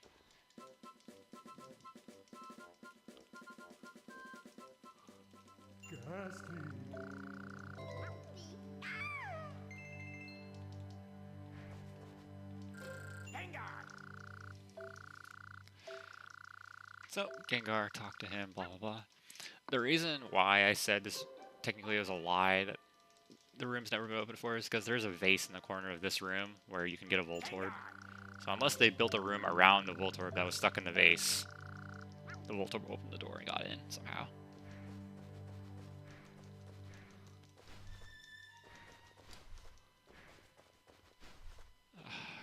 Turning while dashing is hard.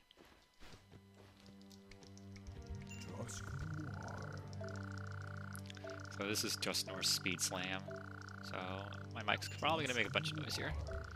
I'll play this with Cranidos.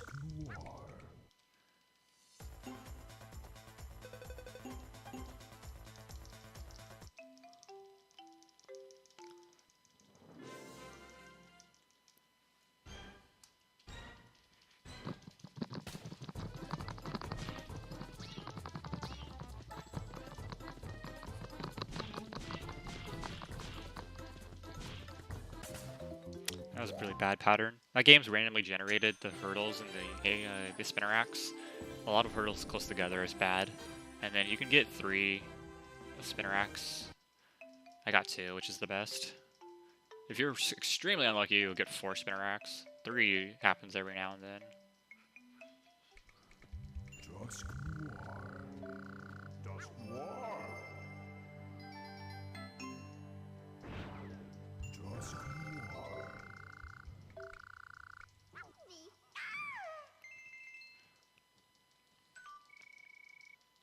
Nope. So now we can enter the Grand Hall room.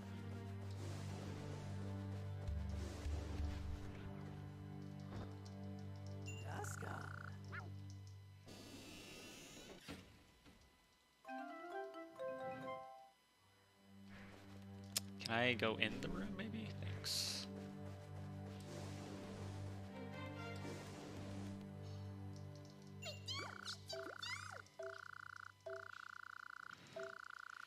So we gotta help out Mischievous here. As Pichu wants us to.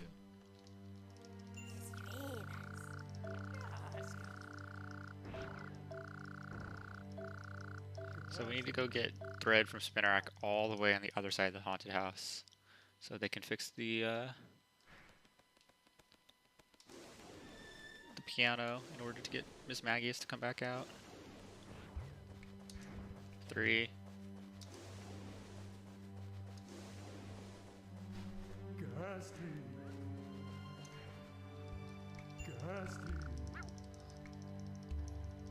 So this is the longest fetch quest in the game.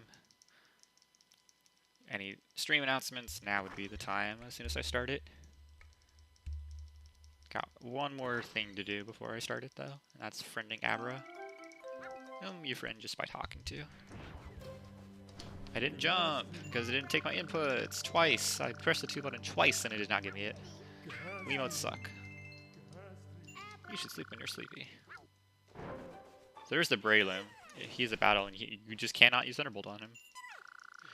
Alright, shoutouts to walking for like a minute and a half.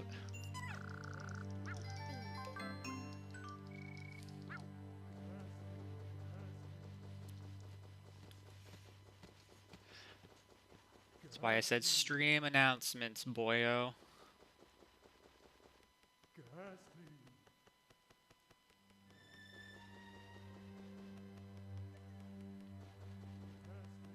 It's nicer for the runner to say stream announcements instead of donations, because if you just say donations, then that puts the host on the spot. You're like, there's no donations, because people aren't giving us money. But if you say stream announcements, then someone, the host, is probably not even listening to me right now, be like, hey, we have this and this and this, and then you like plug the stuff. Well, we do have some stuff He is here. that aren't donations, but things that you can donate towards.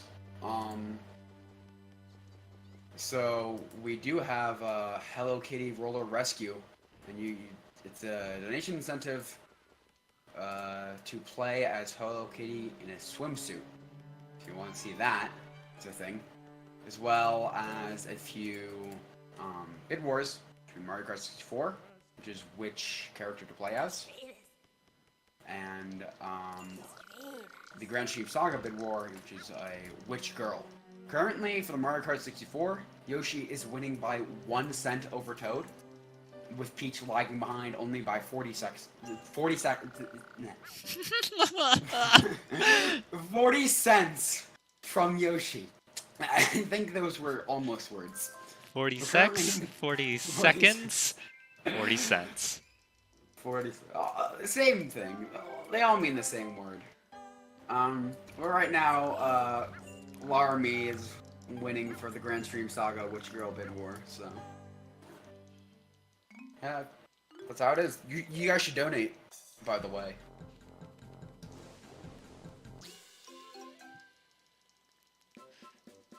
So yeah. Speed Stuff for Charity 5, helping to raise money for the American Foundation for Suicide Prevention.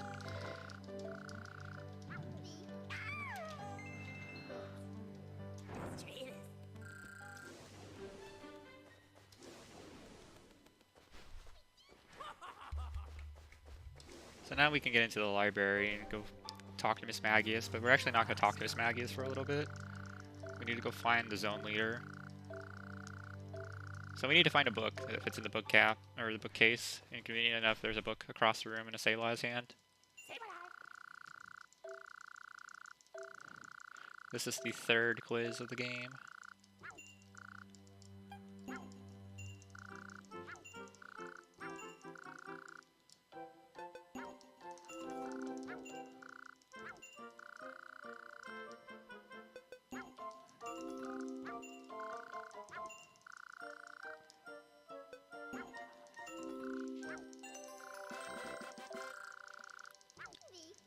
So we take the book to the bookcase. Do not talk to Duskull with it, otherwise you get extra text.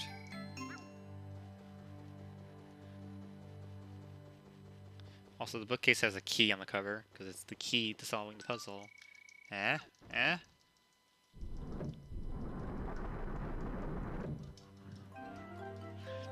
You can go down the secret passageway now to go find the zone leader.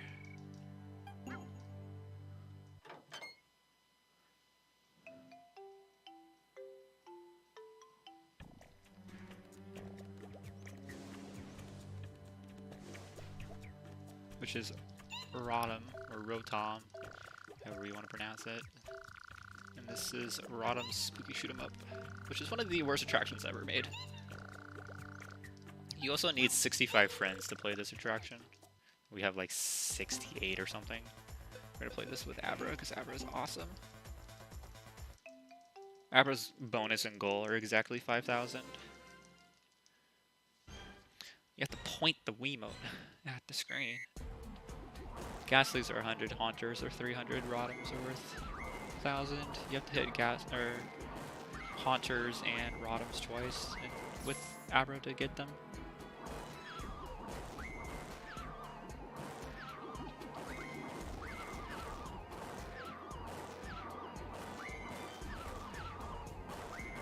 Here, I'm not going to shoot the Ghastly, because it would only be worth 100. I'm going to shoot the Haunter, though, because that's their 100. And I'll just let the Ghastly hit me.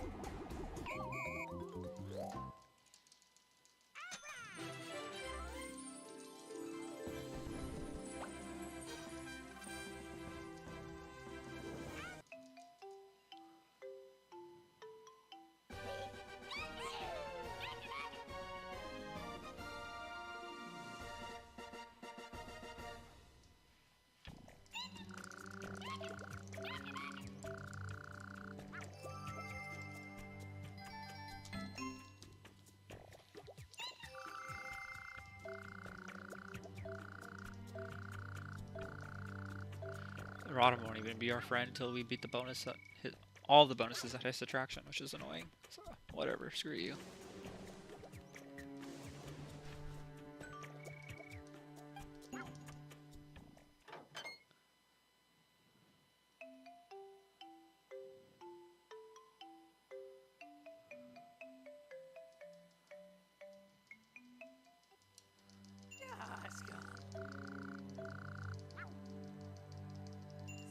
So now we talk to Miss Magius, and Miss Magius is like, hey, you gotta go to the Granite Zone, you idiot. So you can go to the Sky Pavilion. So here I'm gonna look for Electrode. Electrode, yeah. If I get him, that's good. If I don't, that sucks. Okay, I don't. That sucks. That's a loss of time. RNG. If you get Electrode, that's good RNG, and it saves a couple seconds, but if not, you just have to get a backup Pokemon. Because Electrode can spawn anywhere up there. And he was on the second floor, which sucks. I've dropped like 6 double dashes. Lame.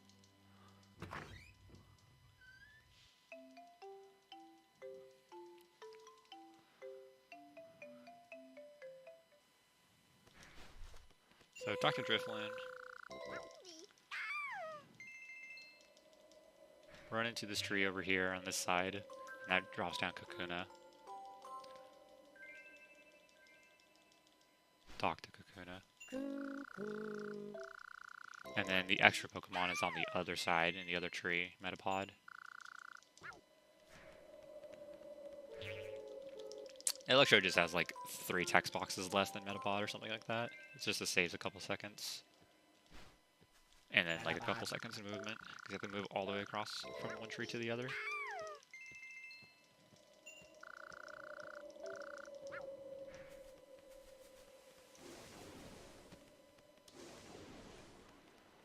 Only zone that we don't get the Driftwood stop in. Also, I dropped 7.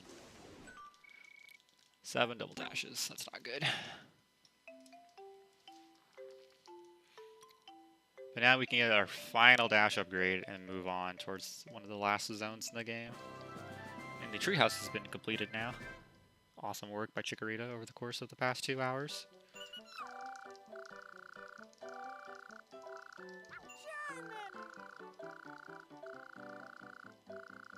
Charmander's gonna make us fireworks.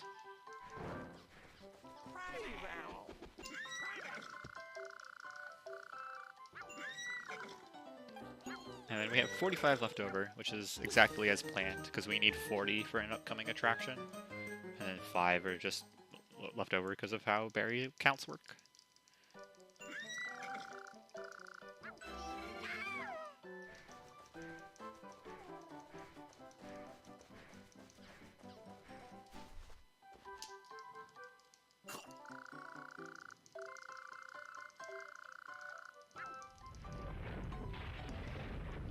So Skorupi's like, I'm not gonna open the gate for you, even if you're well known.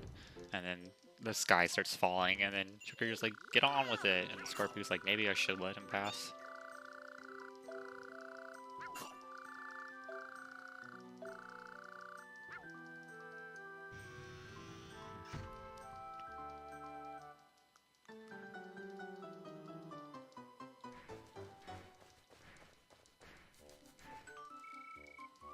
So, welcome to the Granite Zone.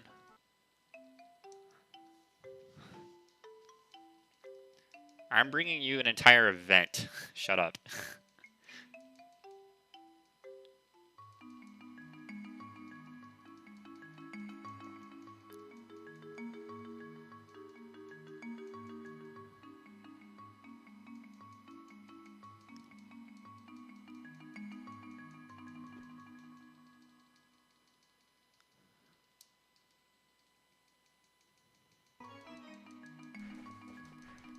So we can just skip on by all these Pokemon. Don't need to talk to any of them.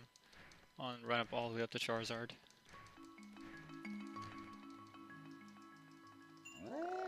Thanks, Abu Head.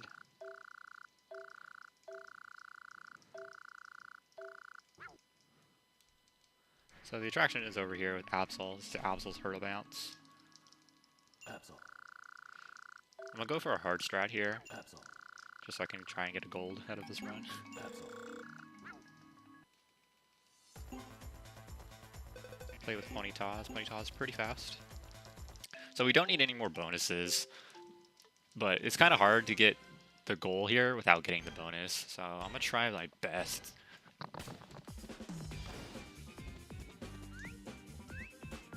.7, I think it is.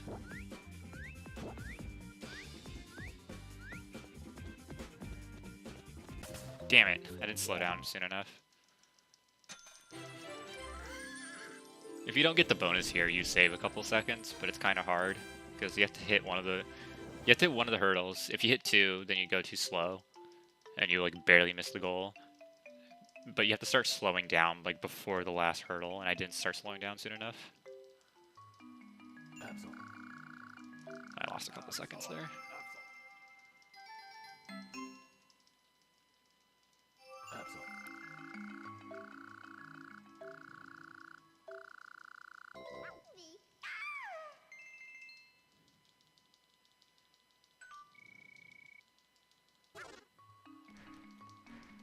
So, across the room, go talk to Hoppip, and Hoppip's like, hey, thanks for doing the attraction. Also, be my friend, because I like you.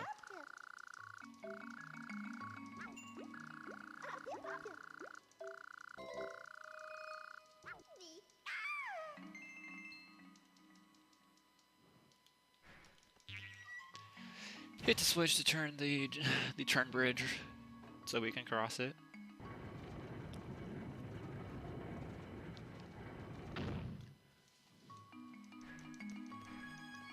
Hit the switch on the other side to turn it back to the original position.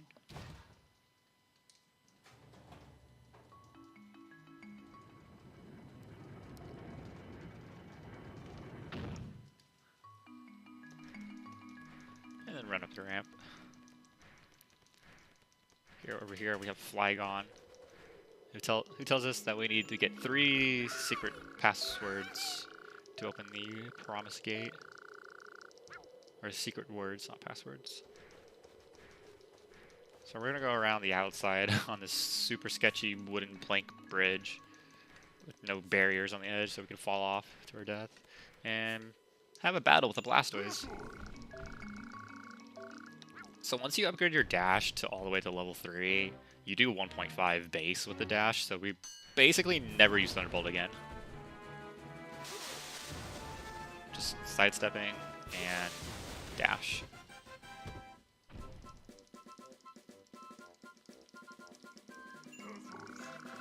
I get a 221 4x if I don't choke Treehouse Movement or Mew.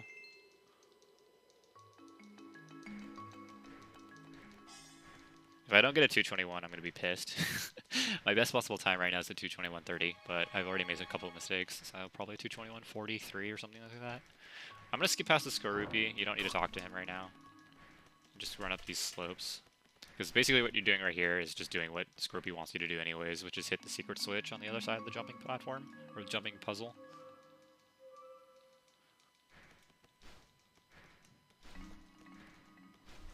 So in theory, right here, across the other side is the other side of the Promise Gate.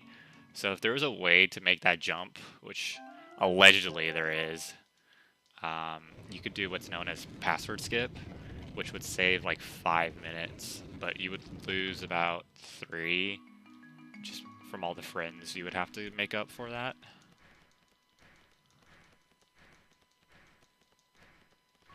But by hitting that switch, you turn off the firewall and open the secret door down here, which opens up for Porygon Z.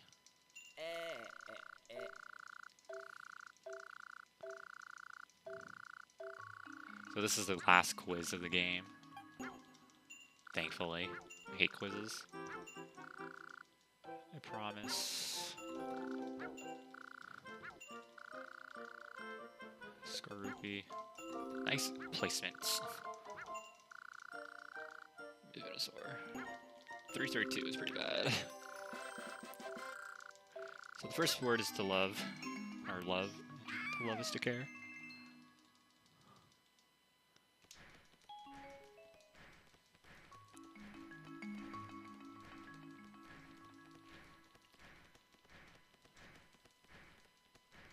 I'm going to keep my end of run spiel within 30 seconds, so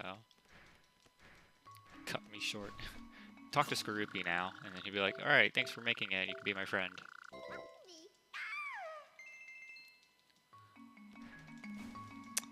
Nice. That's what happens if you hit the back on the D-pad when you're running in a direction. Pikachu will just skid to a stop.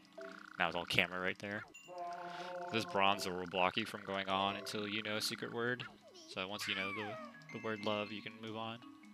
But then another Pokemon blocks our way, which is Electivire, who challenges us for the title of Lightning Strike. You can't use Thunderbolt on this guy since his ability is Motor Drive, which just boosts the speed every time you hit him with something in the real games or the main games. This you just can't hit him with it. So he uses Swift anyways. So just 3 quick attacks and you're done.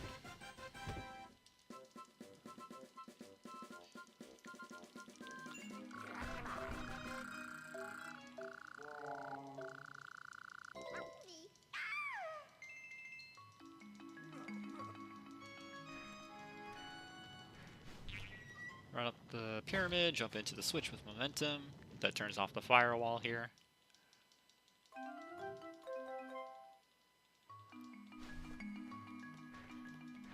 Check the sketchy ass rope cart without frame perfect jumps. Thank you.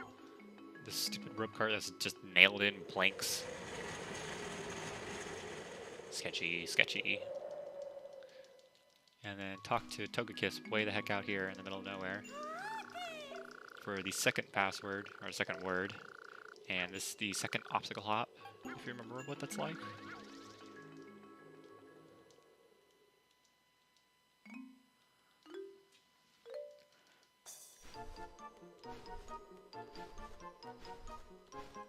I momentum swapped off! That's really rare. I usually never do that.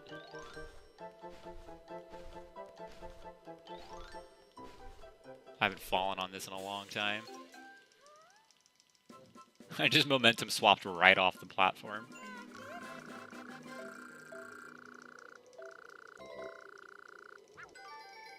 So, secret word is peace. And then we also friend Togekiss. So, ride the road card back. Togekiss told us that the last word was Snorlax in the cavern zone. So that's the second reason why we got Drifblim there, other than the friend it.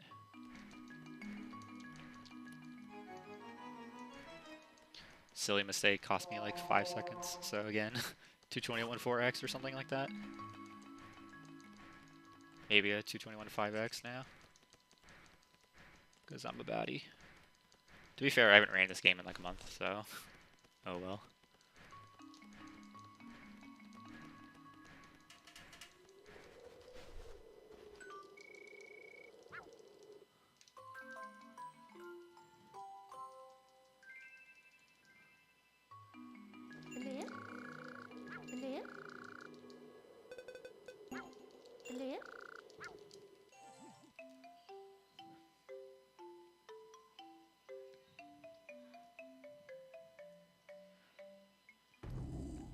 So now Mawile will finally befriend us, even though I really don't want her to be my friend because she sucks as a chase annoying Pokemon.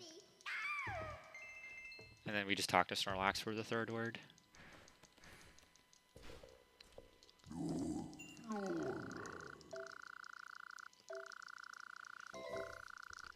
Which is rainbow, so love, peace, and rainbow.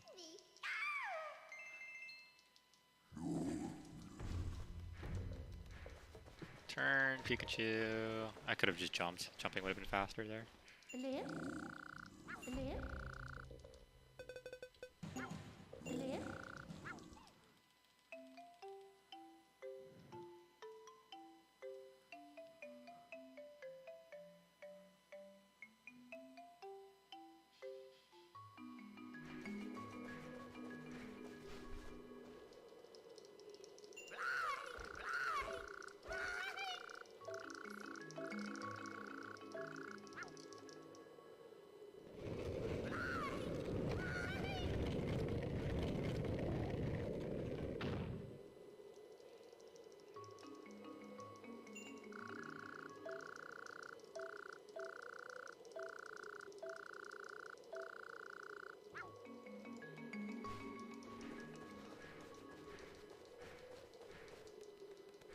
So, time for the 13th attraction. This is Salamance's Air Ace.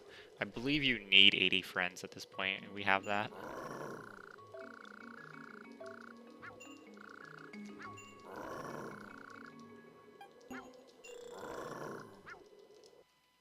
And then we have to play with Togekiss, as that's our only option.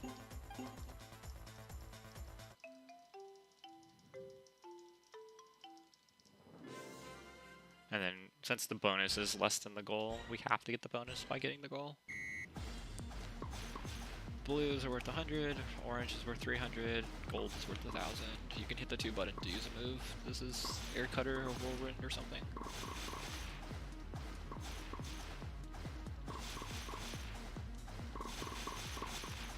And of course you can also just run into the thing.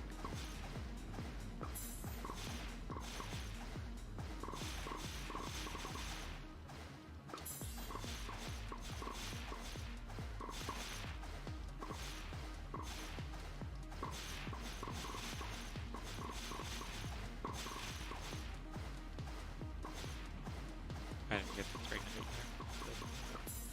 there. Yeah, I lost about 20 seconds. Probably more.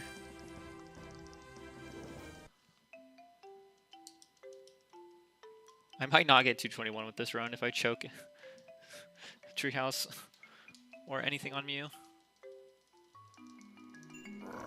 Damn, dude, I'm not gonna get a 221. Rip. I'm mad. I'm really mad at myself.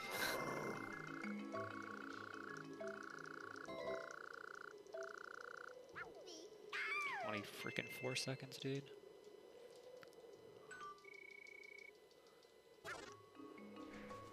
Get out of the way, Arcanine. Oh my god. Whatever, 222 it is. That sucks.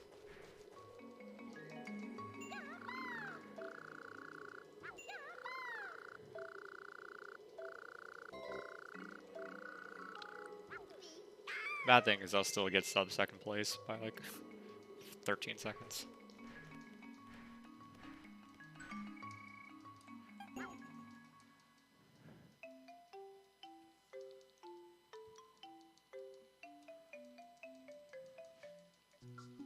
Welcome to the last zone of the game. This is the flower zone.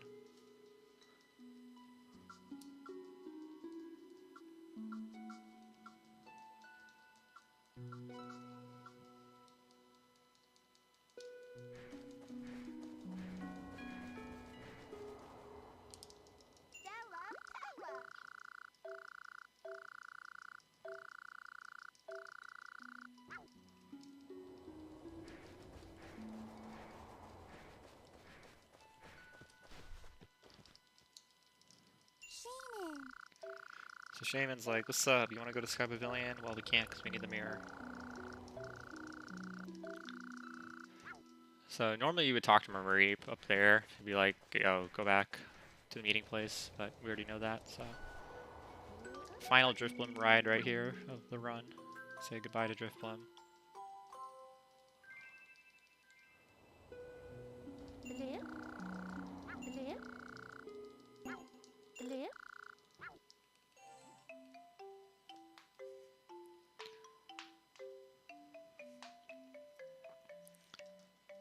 So we have to run up to the top of the treehouse, and I just want you to keep in mind this treehouse is one of the worst things ever coded.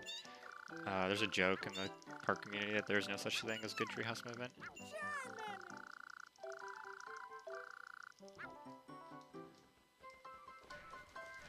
And I missed the entrance, which is like another 2 seconds.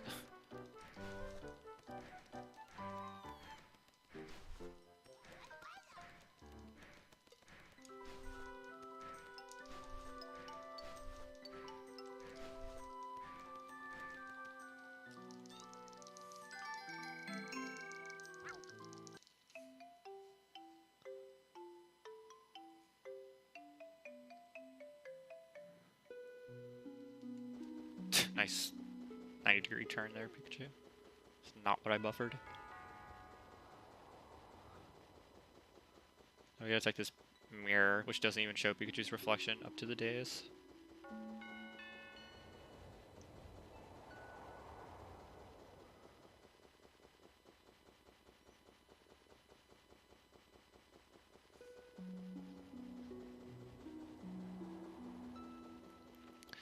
The run, or not the run, the dais turns, the run turns around. The dais turns around when you put the mirror on it, and then it just gathers some magical energy and shoots a beam of light out into space. Which then summons Rayquaza back from Brawl.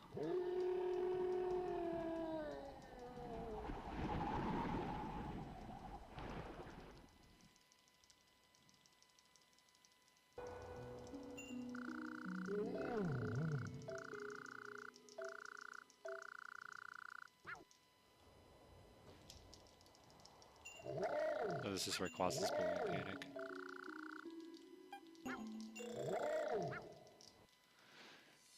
Risky strats time. I'm gonna go with Pikachu. Save like a second on moving down to Absol. Normally you play this with Absol, but you can easily get the goal with Pikachu. It's just kind of hard. Easily hard. I just have to like be really good at the shooting portion.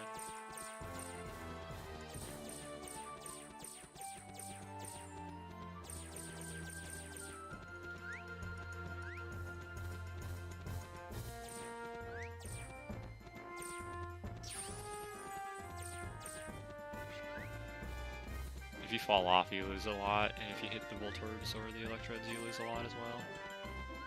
Oof, oof. I might not make this. At least like 5:55.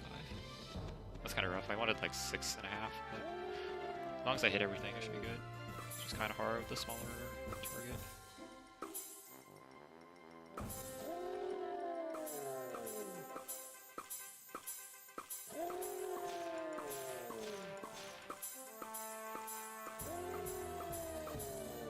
No.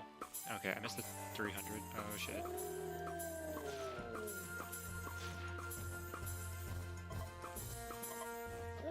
I need that. Okay, we in there. You didn't have to hit everyone. I think you can get like 30,000 or like 40,000 if you hit all the things.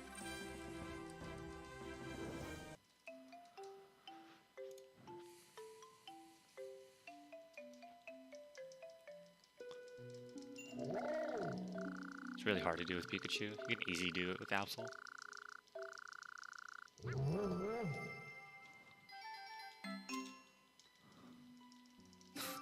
I basically have to tie my goal to get a 221 here.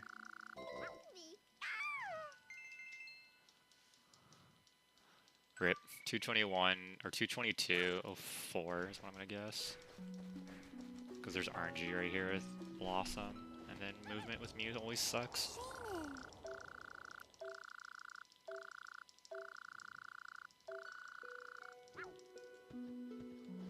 Nice RNG, dude.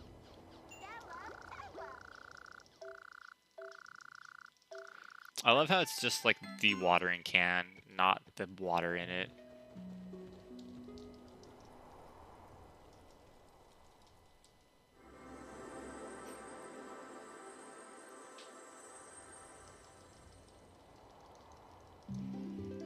So now we can go to the Sky Pavilion.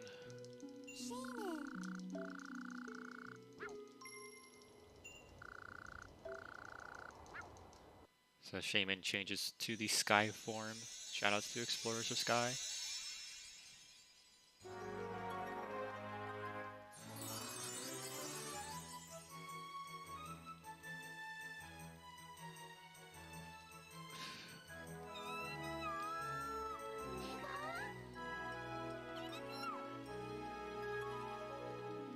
Shoutouts to Charmander, who has his tail lit in a wooden wicker basket, and Pikachu jumps on him, knocks him down, and lights the whole basket on fire, killing everyone.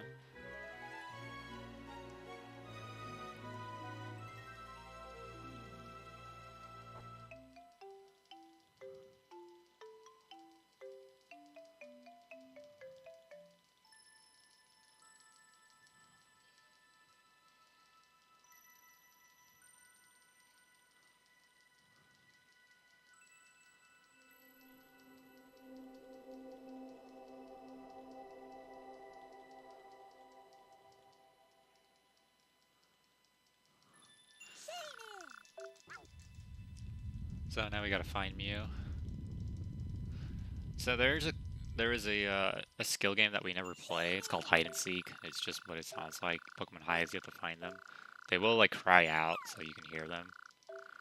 But we never play that at 80% because it's hecka slow. But right here we're kind of unofficially playing Hide and Seek with Mew. There's just like one angle here I want.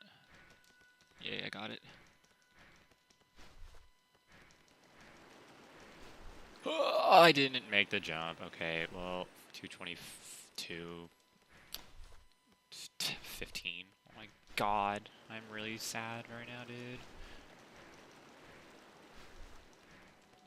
I've never missed that jump. Alright, Piplups like, I didn't see me up here. Go home. We're done.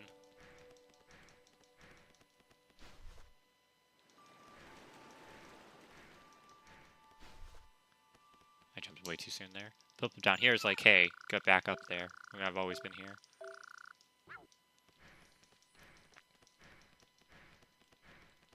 I went a pillar too far there.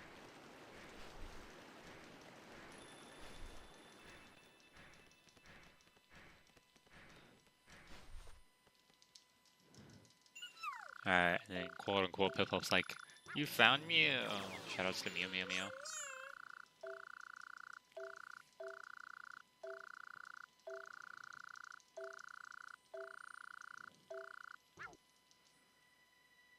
Now I gotta play a series of skill games with Mew in order to friend him. So the first of which is Obstacle Hop, which is the last and the hardest one.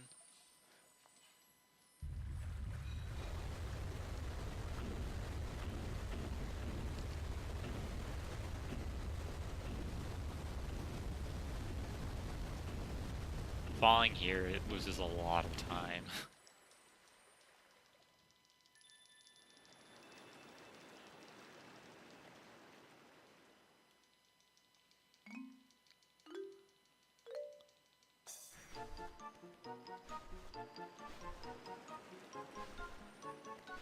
I almost didn't make that jump.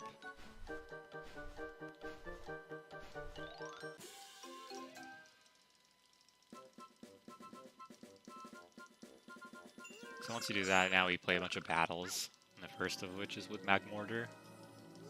Again, just spam the heck out of Quick Attack. You don't need to do anything else.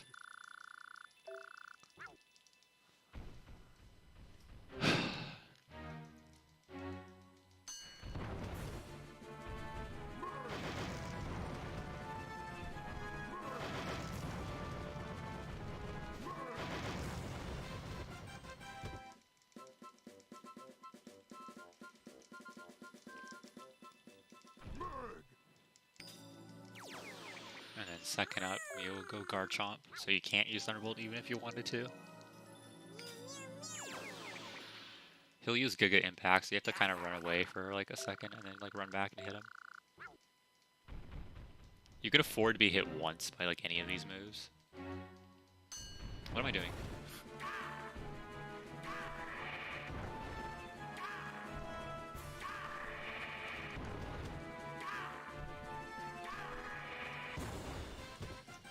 You can like hit him like right as like the purple ends.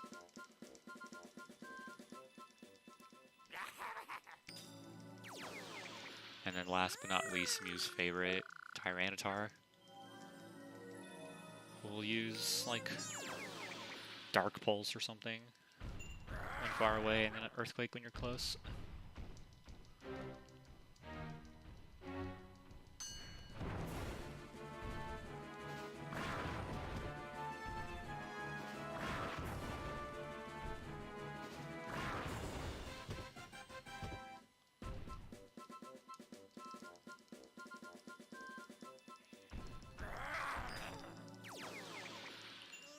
And then finally we do a chase. I'm gonna shut up because this is like the best soundtrack in the entire game.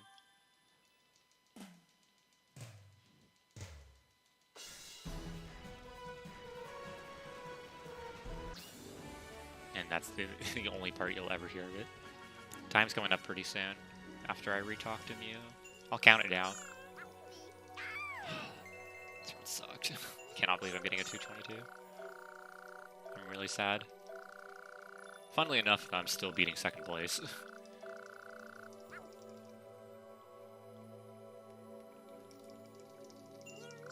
4, 3, 2, 1. Time. Yeah, 2:22:14. Lots of mistakes. Kind of below average run. I apologize for the salt. Running this game takes a toll out of me, especially as someone who's a lot better than what I just displayed today. If you like what you saw from that run, Parker's a really good game. I made it sound kind of bad, but it's really fun to play. If you ever want to see more, follow me, twitch.tv/deathline77. Coming up next, we have Bloodstained Curse of the Moon, 8% no out of bounds, normal casual by Slow the Demon.